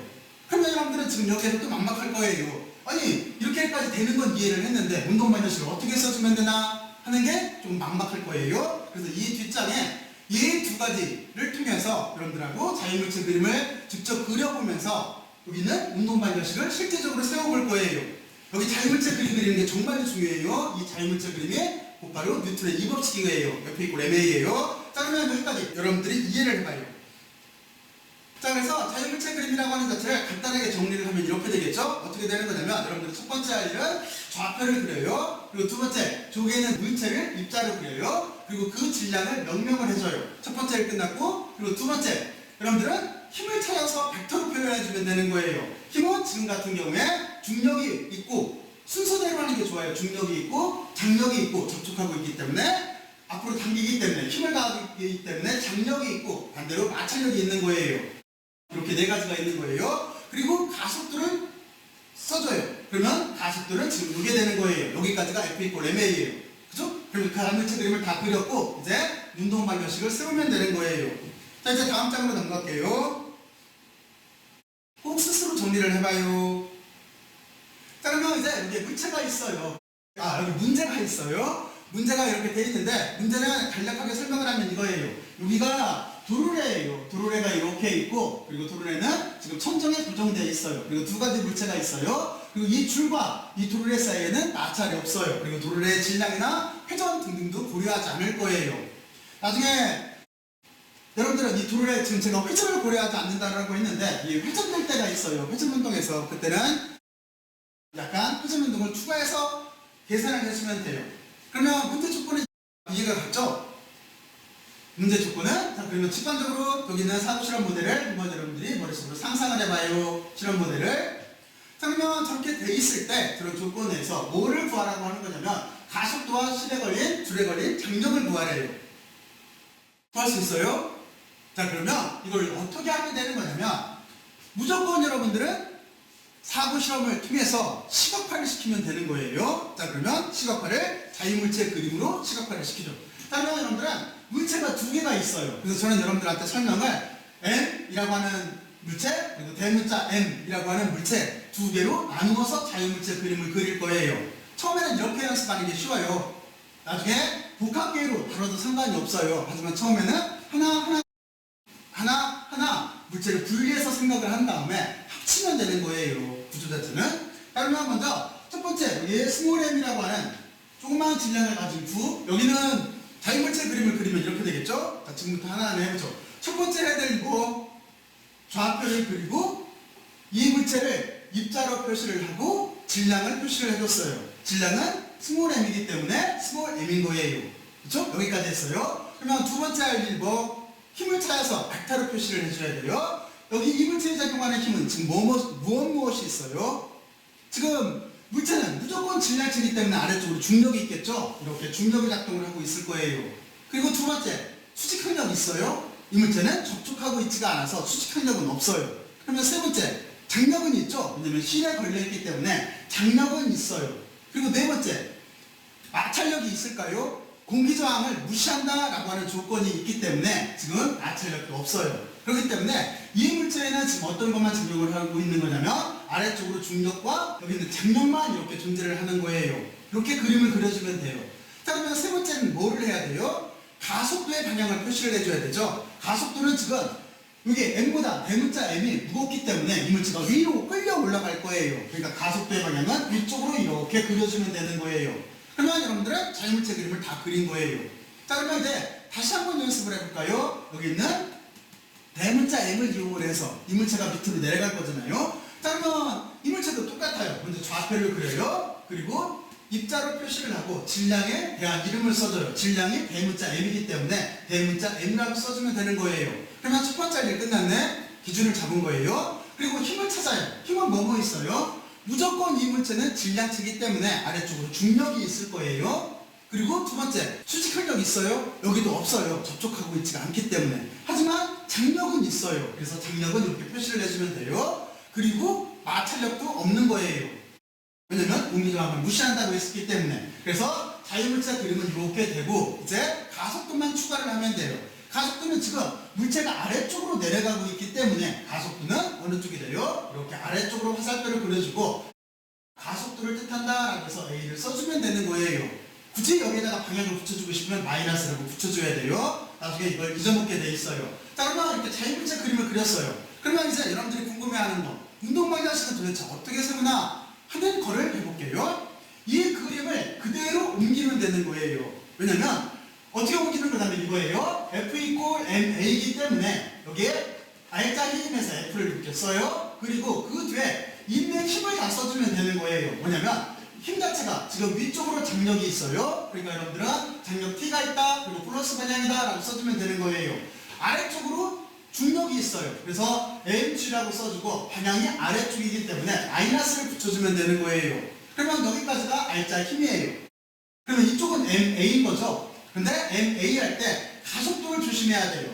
여기 질량은 지금 보면은 스몰 m이에요. 그리고 가속도는 플러스 방향인 거예요. 그러니까 여기가 플러스 방향인 거예요. 이렇게 첫 번째 물체에 대한 운동 방향식을 찾을 수가 있어요.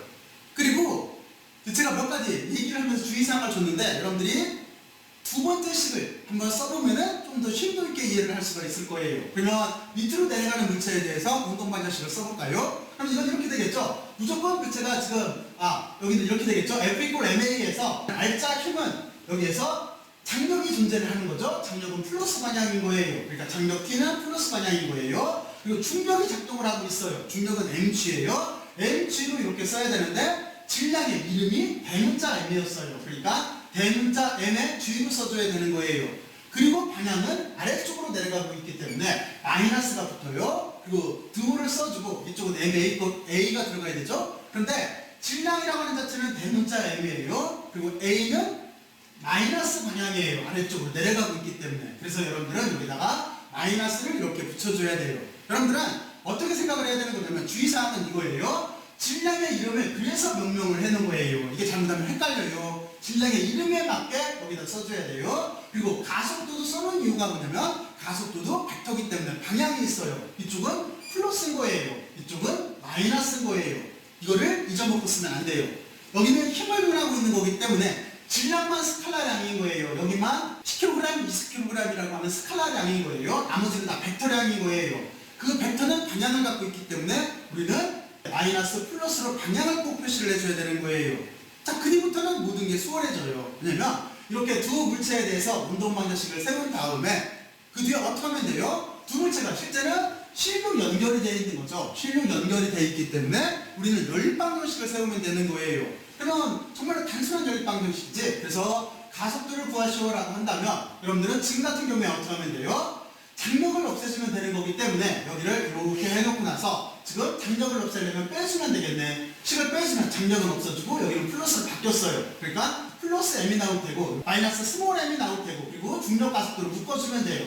그러면 이쪽도 이렇게 되겠죠. 앞에 마이너스를 빼줬기 때문에 플러스가 돼서 여기는 대문자 m 플러스 소문자 m이 되고 가속도를 묶어주면 가속도 뿔이 될 거예요. 이렇게 해놓고 나서 우리는 지금 여기 가속도를 구하라고 했기 때문에 가속도는 이쪽에 있으니까 나눠주면 되는 거죠. 그래서 구하려고 하는 가속도는 다음과 같은 이렇게 질량의 비율의 꼴로 나타나요.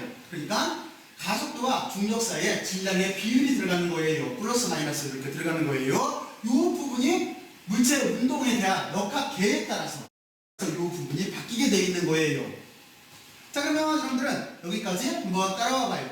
여기까지 구했으면 장력은 쉬워요. 자, 그러면 한 가지만 물어볼게요. 여기에서 가속도를 이렇게 구해서 이제 두 번째 질문, 여기 보면은 장력을 구하라고 되어 있어요. 그러면 이 구한 가속도를 첫 번째 식 여기에다가 넣어줘야 될까요? 아니면은 두 번째 식에다 넣어줘야 될까요? 어느 쪽에다 넣어줘야 될까? 이거는 어느 쪽에다 넣어줘도 상관이 없는 거죠. 지금 같은 경우에는 식 자체가 서로 비슷한 구조를 가지고 있네. 첫 번째 식에다 넣나 두 번째 식에다 넣나 비슷할 거예요. 이것처럼. 근데 어떤 때는 한쪽식이 더 단순할 때가 있어요. 여러분들은 그러면 장력을 구할 때는 구한 가속도를 좀 더 단순한 식에다 넣어주면 돼요. 왜 그럴까요? 왜?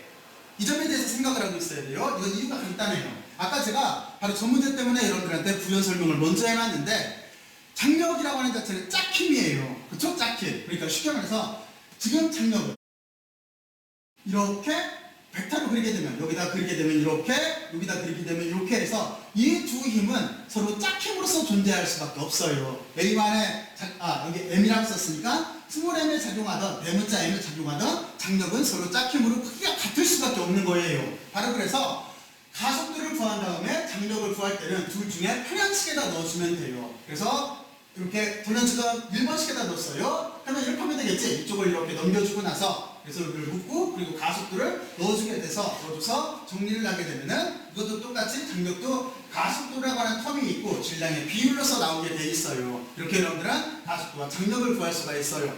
자, 그러면 여기서 중요한 포인트를 여러분들 스스로 한번 정리를 해봐요. 어떤 게 제일 중요할까요? 어떤 개념이? 제일 중요한 건 물체의 현상을 이해를 하고 현상을 이해를 한다는 건 이거예요. 두 물체 사이에 마찰력이 있는지 접촉하고 있는지 등등등 해서 힘의 구조를 파악을 한 다음에 그 뒤에 여러분들은 그걸 가지고 직관적으로 자유물체 그림을 그리면 되는 거예요.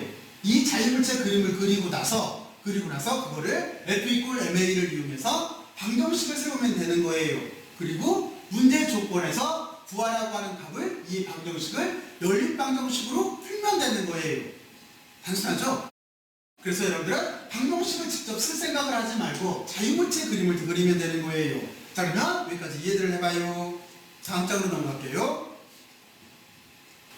자, 그러면 다음 장은 또 하나 중요한 문제가 있어요. 어떤 문제가 있는 거냐면 여기 있는 것처럼 이렇게 물체가 도르래를 이용해서 이렇게 움직일 수도 있는 거죠. 아까 좀 전에 도르래 문제는 그걸 에트우트 기계라고 해요. 에트우트는 누구냐면은 뉴턴의 법칙을 처음으로 증명했던 사람이에요. 이게 완벽한 식이다라고 하는 거를.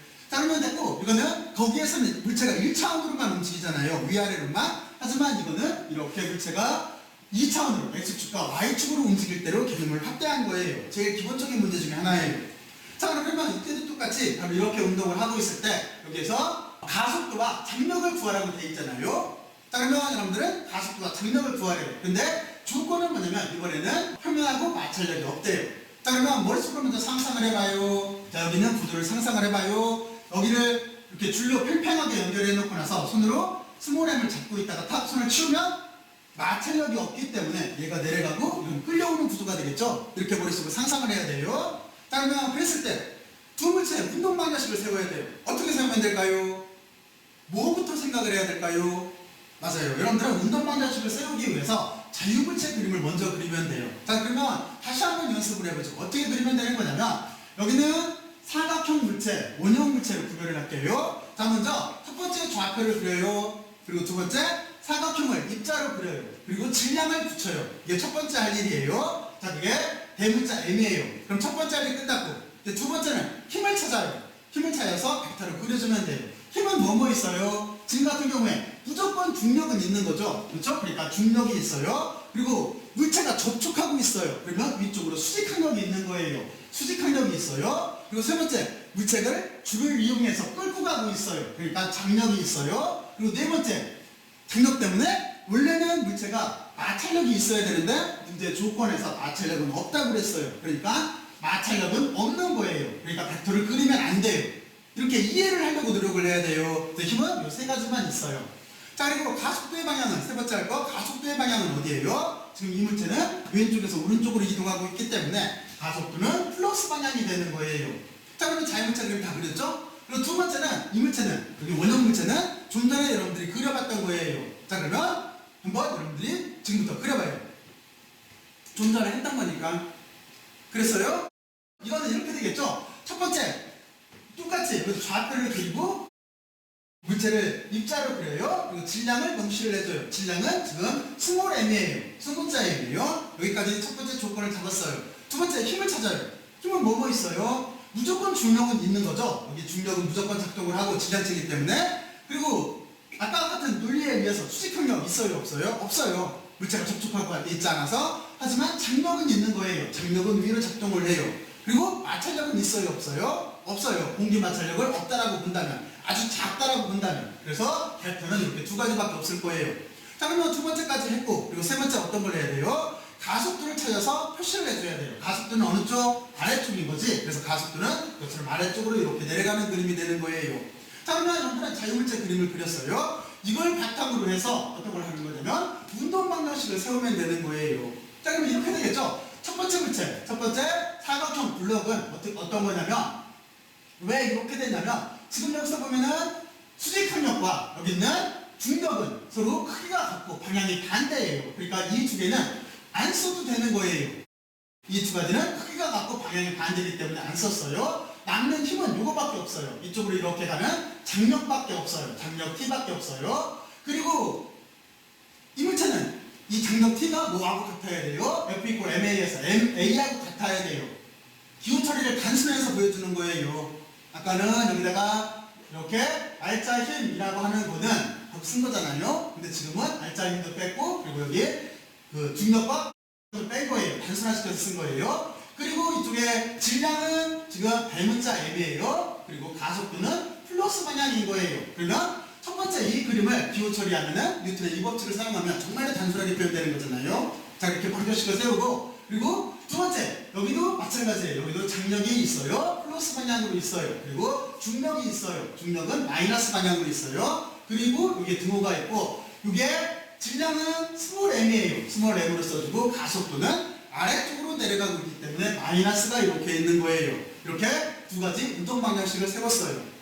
자, 그러면 이렇게 운동 방정식을 세우고 나서 이제 뭐를 해야 돼요? 질문에 맞는 텀을 구하면 되는 거예요. 가속도를 구하라고 했기 때문에 가속도는 여기도 똑같이 이렇게 놓고 연립 방정식을 볼게요. 마이너스를 쓰면 돼요. 그럼 장력은 없어지고 여기는 플러스로 바뀌겠죠. 그리고 지금 같은 경우에 여러분들 이것만 남네. 가속도 입장에서는. 그리고 중력 가속도 입장에서는. 그리고 이쪽은 어떻게 돼요? 여기가 플러스로 돼서 두 개를 묶어주면 이렇게 될 거예요. 가속도 입장으로. 그리고 구하라고 하는 게 가속도이기 때문에 나눠주면 되겠죠. 그러니까 이쪽은 가속도의 질량의 비율로 이렇게 남게 되어 있는 거예요. 자, 그러면 여기서 다시 질문할게요. 두 번째, 장력을 구하라고 했어요. 장력은 1번씩, 2번씩 어디다 대입해야 돼요? 여기서는 명료하게 보이죠? 둘 중에 편한 쪽에다 넣으면 돼요. 그러면 금방 남아요. 여기다 두면은 조금이라도 더 계산을 해야 되잖아요. 이유가 뭐 때문에?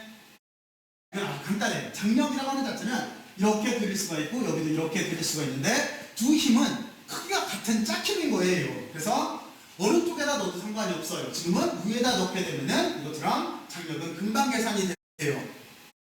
여러분들은 여기를 잘 이해를 하고 있어야 돼요. 그러니까 과학이라고 하는 자체는 이런 현상을 이해를 해야 돼요. 먼저 이 실제 현상을 머릿속으로 상상을 해야 돼요. 그리고 그걸 단순화시켜서 시각화를 시키는 거예요. 사고 실험을 통해서 시각화를 시켜요. 그리고 그거를 기호 처리를 해나가면 되는 거예요. 다시 말해서 의미 부여를 해나가면 되는 거예요. 그러면 우리가 필요한 목적에 맞는 해를 구할 수가 있는 거예요. 그러니까 과학은 상상력이에요. 자, 그러면 여러분들은 여기까지 잘 이해를 했을 거예요. 한번 스스로 한번 정리를 해봐요. 저는 다음 장으로 넘어갈게요. 다음 장에서는 여러분 여러분들하고 이렇게 등속 원운동이라고 하는 걸 논하게 돼 있어요. 근데 이 등속 원운동을 논할 때도 여러분들은 문제를 가지고 이해를 하면 쉬워요. 그러면 먼저 등속 원운동이 뭔가 하는 예를 생각을 해봐야 돼요. 등속 원운동 아무거나 여러분들이 머릿속으로 실제 모델을 한번 상상들을 해봐요. 여러분들 같으면 등속 원운동 어떤 모델을 들 것 같아요? 만약에 이렇게 생각해도 되겠죠? 여기가 점으로 표현되어 있는데 제가 어떤 줄에다가 좀 줄이 있어요. 줄에다가 물체를 매달아서 이 물체를 돌린다고 생각을 해봐요. 그러면 그게 등속 원운동이 될 거예요. 또는 여러분들은 이렇게 생각을 해도 되겠죠? 여기에 만약에 지구가 있어요. 여기 달이 있어요. 이 달이 정확하게 원을 그리고 돈다고 생각을 해봐요. 그리고 같은 속도로 움직인다라고 생각을 해봐요. 이것도 등속 원운동이 될 거예요. 바로 그런 구조예요. 근데 이 등속 원운동에서는 여러분들은 구심력을 받는 운동인데 지금부터 제 말을 잘 들어야 돼요. 등속 원운동이라고 하는 자체는 구심력을 받는 운동인데 여기서 한 가지 구별할 게 있어요. 뭐냐면 여기는 진자를 가지고 설명을 할게요. 진자가 두 가지를 구별해야 돼요. 만약에 여러분들이 가장 더 먼저 생각해야 될 거, 지금 제가 시계추 운동, 다시 말해서 똑딱똑딱 이렇게 움직이고 있어요. 이거하고 이 현상하고 구심력을 받는 운동, 다시 말해서 이 물체가 이렇게 실에 매달려서 원운으로 회전 운동을 하고 있어요. 이거하고 다른 운동이에요. 무슨 얘기냐면 서로 쓰이는 힘이 달라요. 여기에 작용하는 힘이 달라요. 그러면 첫 번째 진자 운동이라고 하는 거, 똑딱똑딱 운동이라고 하는 여기 펜드럼이라고 하는 이 진자에서는 복원력을 받는 운동이에요. 여기는 복원력을 받는 운동이에요. 하지만 지금 제가 여기를 원형으로 이렇게 회전시킨 이 운동은 구심력을 받는 운동이에요. 이게 달라요. 이 점을 명심하고 있어야 돼요. 여기 두 가지 운동을 구별하고 있어야 돼요. 자, 그러면 여러분들은 두 운동 사이에 작용하는 힘이 서로 다르다라고 하는 것을 이해를 했을 거예요. 자, 그래서 구심력을 받는 운동이기 때문에 구심력이라고 하는 자체는 구의 중심으로 힘을 받는다는 소리예요. 그래서 물체가 여기에 있던 구의 중심으로 힘을 받아서 원운동할 수밖에 없는 거잖아요. 바로 그 뜻인 거예요. 그래서 여러분들은 여기에서 구심력을 결정을 해줘야 되는데 그 전에 구심 가속도라고 하는 거에 대해서 생각을 해봐야 돼요. 이 구심 가속도라고 하는 자체는 어떻게 정의가 되어 있냐면 속도의 제곱을 거리로 나눠준 거예요. 기호는 이렇게 되는 거예요. V라고 하는 자체는 속도예요. 접선 방향에 이렇게 속도가 돼요. 그리고 R이라고 하는 자체는 중심으로부터 물체까지의 거리가 되는 거예요. 여러분들이 중고등학교 때부터 배웠던 식인 거잖아. 그래서 지금은 그냥 증명 없이 구심 가속도를 이렇게 표현을 할게요. 왜냐면 지금 목적은 뉴턴의 운동 법칙을 세워서 이 물체에 뉴턴의 운동 법칙을 써서 이 물체의 운동 방정식을 기술하는 게 목적인 거예요. 그래서 여기는 여러분들이 알고 있다라고 보고 여기 구심 가속도에 대한 크기에 대한 식을 이렇게 쓸게요. 이 식을 알고 기억하고 있으면 편해요. V의 제목을 거리 R로 나눠준 거예요. 그러면 구심력은 어떻게 되겠어요? 구심력은 F = MA에서 구심 가속도에다 질량을 곱하면 되는 거니까 구심력에다가 질량을 곱하시면 되는 거겠잖아요. 자, 그러면 여러분들한테 이렇게 등속 원운동에 대해서 간단하게 설명을 했어요. 자, 그러면 저 물체에 대해서 이제 우리는 어떤 걸 해볼 거냐면 운동 방정식을 세워볼 거예요. 그러면 다시 한번 여러분들한테 보여줄게요. 지금은 똑딱똑딱 움직이는 게 아니라 구심력을 받아서 원운동을 하는 상황인 거예요. 이걸 우리가 코니컬 펜드lum이라고 해요. 원뿔 진자라고 해요. 아까 이렇게 똑딱똑딱 움직이는 거는 그냥 펜드lum이라고 해요. 얘는 단순 조화 진동을 하고 있는 경우예요. 하지만 이렇게 도는 거는 구심력을 받는 운동인 거예요. 그걸 꼭 구별하고 있어야 돼요, 여러분들은. 자, 그러면 이제 지금 제가 실제 현상으로 보여줬던 거를 단순화시켜서 이렇게 그림을 그려줬어요. 무슨 얘기냐면 어떤 진자가 고정되어 있는 실에 매달려서 여기를 이렇게 원운동을 하고 있대요. 다시 말해서 등속 원운동을 하고 있는 경우인 거예요. 이때 우리가 속도를 구하시오라고 한다면 이 속도를 어떻게 구하면 될까요? 물체가 원운동을 하고 있는데 구심력을 받아서 원운동을 하고 있는데 지금 이 물체의 속도를 구하고 싶은 거예요. 어떻게 구하면 될까요? 이것도 여러분들이 조금 전에 배웠던 자유물체 그림을 그리면 쉽게 해결할 수가 있어요. 자, 그러면 지금부터 봐요. 먼저 여러분들은 이 현상 자체를 자유물체 그림을 그려보면 되는 거예요. 자, 그러면 먼저 어떻게 하면 되는 거냐면 이렇게 하면 되겠죠. 좌표계를 그려요. 여기 아래쪽에 있는 건 지금 생각하지 마요. 이 그림을 이렇게 생각을 해봐요. 자, 그러면 좌표를 그리고 여기 물체를 입자를 그리고 질량을 스몰 m으로 이렇게 써줬어요. 첫 번째 끝났네. 두 번째, 힘을 찾아서 벡터로 써주면 되는 거예요. 근데 여기에서 굉장히 조심할 게 있어요. 힘을 찾을 때 지금 여기가 장력이라고 하는 게 기울어져 있다는 생각을 해야 돼요. 무슨 얘기냐면 실제 y축에 대한 좌표축은 이거니까 이렇게 이동하면은 좌표축이 y축은 이거, x축은 이렇게 되어 있는 경우에요. 그런데 장력이라고 하는 이 벡터 자체가 지금 세타라고 하는 각도로 기울어져 있어요. 그러면 어떻게 해야 돼요? 맞아요. 성분분해를 해줘야 된다는 소리예요. 그래서 힘을 찾을 때 중력은 우리가 y축 방향인 거니까 그대로 y축으로 그려주면 돼요. 하지만 장력이라고 하는 자체는 이쪽 방향인데 우리는 성분분해, 프로젝션을 시키면 된다는 소리예요. 이쪽에서 빛을 보내고 그러면 틀림없이 빛을 이렇게 보내면 여기는 여기 장력에 대한 그림자 벡터가 생길 거예요. 위에서 빛을 보내면 여기 있는 장력에 대한 그림자 벡터가 아래쪽으로 생길 거예요. 그리고 각도라고 하는 자체는 y축 기준으로 각도예요. x축 기준으로 각도가 아니에요. 여기를 조심해야 돼요. y축 기준으로 여기가 세타이기 때문에 여러분들은 지금 기준이 여기가 세타니까 이쪽이 억각으로서 세타인 거예요. 그래서 y축 방향의 그림자는 장력보다 코사인 세타만큼 줄어들게 될 거예요. 작아지게 될 거예요. x축은 장력보다 사인 세타만큼 작아지게 될 거예요. 이렇게 두 힘을 성분분해를 해줘야 돼요. 여기를 곰곰이 잘 한번 생각을 해봐요. 그러면 자유물체 그림을 다 그렸어요. 자, 그렇죠? 그리고 가속도는 어떻게 될까요? 가속도는 구의 중심을 향하는 운동이기 때문에 지금 어디에 있던지 간에 똑같은 거예요. 여기에서도 지금 구의 중심을 향하는 운동, 여기에서도 구의 중심, 여기에서도 구의 중심이기 때문에 지금 가속도는 구심 가속도가 되고 여기는 구심력이 되는 거예요. 그 점을 명심해야 돼요. 가속도가 구심 가속도가 되는 거예요. 자, 그러면 그래서 아까 방향을 바꾸는 운동하고 구별하라는 거예요. 만약에 방향을 바꾸는 운동에서는 이쪽 와서 이렇게 갈 때 하고 이쪽 와서 이렇게 갈 때 하고 방향을 바꾸고 있어요. 하지만 여기는 원으로 돌고 있어서 돌고 있기 때문에 구심 가속도를 받는 운동이 되는 거예요. 자, 그러면 한번은 이렇게 됐어요. 그러면 이제 운동 방정식을 세워야 돼요. 운동 방정식이라고 하는 자체는 먼저 지금 보면은 두 가지로 나눌 거예요. 왜냐면 이게 각도가 양쪽으로 이렇게 x축과 y축으로 성분분해가 되어 있기 때문에 우리가 F라고 하는 알짜 힘이라고 하는 자체를 어떻게 쓸 수가 있냐면 이렇게 X축에 알짜 힘을 다 모으고 그리고 더해줄 거예요. Y축에 알짜 힘을 다 더한다 라고 써줘도 되는 거예요. 그쵸? 자, 그래서 먼저 X축 방향에 있는 알짜 힘은 뭐밖에 없어요? T 사인 세타밖에 없네. 장력을 사인 세타만큼 줄어든 장력. 그쵸? 그거밖에 없어요. 그리고 이쪽에 F 이퀄 MA를 써주고 나서 구심력으로 표현을 해야 되는 거니까 질량은 지금 스몰 m이라고 했으니까 스몰 m으로 쓰고 여기를 조심해야 돼요. 가속도가 이 현상 자체가 원운동을 하고 있기 때문에 구심 가속도인 거예요. 그래서 여기가 좀 전에 요식 속도의 제곱을 거리로 나눠진 식으로 써줘야 되는 거예요. 여기를 조심해야 돼요, 여러분들. 자, 그러면 이렇게 X축에 대한 힘을 알짜 힘으로 썼어요. 그러면 Y축에 대한 알짜 힘은 뭘까요? Y축에 대한 알짜 힘은 지금 두 개가 있네요. 두 개가 있어요. 바로 이런 경우에도 중력과 Y축 방향이 여기가 힘이 같다라고 생각하면 큰일 나요. 같지가 않아요. 그렇죠? 지금 중력이 더 큰 거예요. 그렇잖아요. 그래서 여기를 삭제시키면 안 돼요, 여러분들. 자, 그러면 여기 힘 자체는 이렇게 되는 거예요. 중력이 있을 거예요. 중력은 마이너스 방향으로 있을 거예요. 그리고 여기는 장력의 Y축 방향에 성분이 있을 거예요. 그거는 플러스 방향으로 있어요. 그래서 장력의 Y축 방향에 성분이 있어요. 그리고 이쪽에다가 MA를 써줘야 돼요. 질량은 똑같이 스몰 m일 테고 그리고 A는 가속도는 어떻게 써줘야 돼요?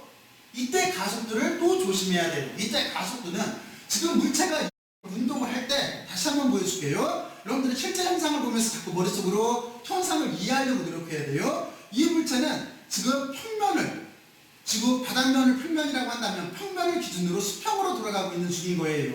이게 Y축으로 이렇게 진동하나요? 진동하고 있지 않지? Y축으로 안 움직이고 있지? 바로 그러기 때문에 여기 Y축 방향의 가속도는 0인 거예요. 그래서 이쪽은 0이 되는 거예요. 그러니까 여러분들은 여기에서 크게 봤을 때 세 가지를 조심을 해야 돼요. 뭐냐면 장력이라고 하는 자체가 기울어져 있기 때문에 이 힘을 X축, Y축으로 성분분해를 첫 번째 해야 돼요. 그리고 그거를 R자 힘을 쓸 때 X축은 X축대로 Y축은 Y축대로 분해를 해서 써야 되는데 여기까지 갔죠? 힘을 이렇게 써야 돼요. 그런데 그 텀에 F 이퀄 MA이기 때문에 가속도 처리를 해줘야 돼요. 가속도 처리를 해줄 때 X축 방향으로는 지금 X축이 평면 방향인 거예요. 평면 방향, 돌아가는 평면 방향. X축 방향으로는 구심 가속도를 받는 운동이에요. 그리고 Y축 방향으로는 가속도가 진동을 안고 있기 때문에 Y축 방향으로 안 움직여요. 그래서 여기가 0이라고 써줘야 돼요. 이 점을 여러분들은 꼭 조심을 하고 있어야 돼요. 여기 앞차하는 순간에 틀려요. 자, 그러면 이렇게 해서 여러분들 그 뒤부터는 똑같아요. 그 뒤부터는 어떻게 하면 되는 거냐면 여기서 속도를 구하려고 한다면 여러분들은 여기를 탄젠트로 묶어주면 되겠죠. 탄젠트라고 하는 자체는 밑변분의 높이니까 코사인분의 사인을 내주면 되는 거죠. 그래서 여기를 이렇게 해서 나눠주면 되겠네요. 나눠줘서 여기를 코사인분의 사인을 탄젠트로 묶어주고 그리고 나서 여기를 정리를 해주면 되는 거예요. 근데 여기 R이라고 하는 자체를 다시 이렇게 정리를 해주면 되는 거예요. R이라고 하는 자체를 만약에 실의 길이를 L이라고 준다라고 한다면 그러면은 R은 L 사인 세타가 되는 거겠죠. 그래서 여기에 이렇게 써줘도 되는데 실의 길이가 주어지게 되면은 R을 L 사인 세타로 바꿔준 것 뿐이에요. 그리고 앞쪽은 다시 한번 설명하지만 코사인과 사인 사이의 관계를 탄젠트로 표현한 것 뿐이에요. 여기는 여러분들이 그냥 산수밖에 안 되는 거고. 자, 그러면 제가 설명하고 싶은 거는 바로 이 그림이에요. 이 그림을 설명하려고 여기는 여러분들이 한번 정리를 해봐요. 자, 그러면 이 그림을 어떤 걸 설명할 거냐면은 만약에 그림을 제가 이렇게 그린 게 아니라 이쪽으로 이렇게 줬어요. 이쪽으로 오게 줬어요. 자, 그러면 여러분들이 여기서 운동 방정식을 세워요 했을 때 X축에 대한 운동 방정식은 어떻게 세워야 될까요? X축에 대한 운동 방정식. 지금 여기를 자유물체 그림을 그리게 되면 이렇게 될 거예요. 왜냐면 지금 같은 경우에 대한 경우에는 장력은 이쪽으로 있어요. 그러니까 장력은 이렇게 돼요. 그리고 장력을 X축과 Y축으로 그림자를 이용을 해서 성분분해를 하게 되면은 그림자를 이렇게 위에서 프로젝션 시키면 여기가 T 사인 세타가 될 테고 이쪽은 T 코사인 세타가 될 거예요. 자, 그러면 바로 이 식을 이용을 해서 여러분들이 운동 방정식을 세워봐요. 자, 그러면 X축에 대한 R자 힘은 뭐라고 써야 될까요? T 사인 세타인데 방향이 어느 쪽? 이렇게 생각하면 틀린다는 소리예요. 뭐냐면 다시 한번 얘기할게요. 구심력을 받는 운동이기 때문에 그래서 마이너스를 붙여주면 안 되는 거예요. 여러분들은 구심력을 받는 운동이기 때문에 똑같이 이렇게 됐을 때도 여기다 마이너스 붙이면 안 돼요. 안 되고 T 사인 세타로 써줘야 돼요. 그리고 나서 가속도를 쓸 때 구심 가속도예요 라고 해서 같은 식이 되는 거예요. 그림에서 착각하면 안 돼요. 물체가 진동하는 물체가 회전하는 물체가 여기에 있던 어디에 있던지 간에 여러분들은 T 사인 세타는 플러스 마이너스라고 하는 방향의 영향을 안 받게 돼 있어요. 왜냐하면 가속도가 구심 가속도이기 때문에 그 점을 명심하고 있어야 돼요. 그 점을. 자, 그러면 여러분들은 여기까지 이렇게 잘 이해를 했을 거예요. 여기 자유물체 그림이 중요하다는 얘기를 계속 여기까지 예를 통해서 이해를 한 거예요. 그리고 자유물체 그림을 그리는 게 왜 중요하냐면 운동 방정식을 세울 수 있기 때문에 중요한 거예요. 근데 정말로 중요한 이유는 뭐? 맞아요. 자유물체 그림을 그릴 수 있다라고 하는 자체는 실제 현상을 여러분들이 잘 이해를 하고 있다는 소리예요. 그 문제 조건에 맞게 자유물체 그림을 그리고 그 문제 조건에 맞게 운동 방정식을 쓸 수가 있다는 소리예요. 그러니까 과학은 이해 능력인 거예요. 실제 현상을 상상을 해서 표현할 수가 있어야 돼요. 의미 표현을 할 수가 있어야 돼요. 자, 그러면 이렇게 놓고 이제 마지막으로 정리를 하죠. 정말 중요한 건 뭐냐면 여러분들은 우주에서 가장 중요한 존재라고 하는 거예요. 여러분들은 우주에서 가장 중요하고 우수한 존재예요. 그만큼 소중한 존재라고 하는 뜻이에요. 그래서 여러분들은 어떻게 해야 되겠어요? 그만큼 소중한 존재니까 스스로 정리를 해봐야 되는 거죠. 여러분들이 꼭 이 내용 자체에 대해서 스스로 한번 정리를 해봐야 돼요.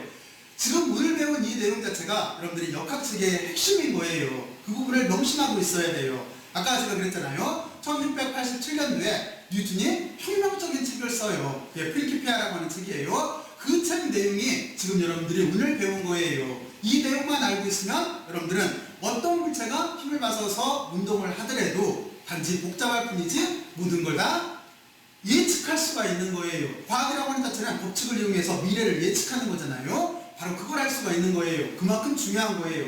그리고 F 이퀄 MA라고 하는 식에서 표현을 하고 있듯이 질량을 가지고 있는 모든 물체는 바로 이 운동 방정식을 따를 수밖에 없는 거예요. 그럼 여기서 하나 질문을 해볼까요? 그러면 질량이 없는 물체도 있을까? 있어요. 뭐냐면 지금 제가 이쪽에 이렇게 나와서 밝은 빛이 있는 쪽으로 갔어요. 빛이라고 하잖아요. 이 빛은 질량이 없어요. 그래서 이 뉴턴 역학 체계를 나중에 아인슈타인이 질량이 없는 물체 그리고 엄청나게 빠른 물체를 다루기 위해서 특수성대성 이론을 만들어내는 거예요. 그 외에는 모든 것들은 바로 여기 있는 F=ma를 따르게 돼 있어요. 여러분들은 그 점을 명심해야 돼요. 그만큼 중요한 거예요. 인간의 관찰하는 대다수계는 뉴턴 법칙을 따르게 돼 있는 거예요. 자, 그러면 제 설명은 여기까지 이렇게 마무리를 하고 열심히 들어 수고 많고 수고들 많이 했어요. 수고들 했어요.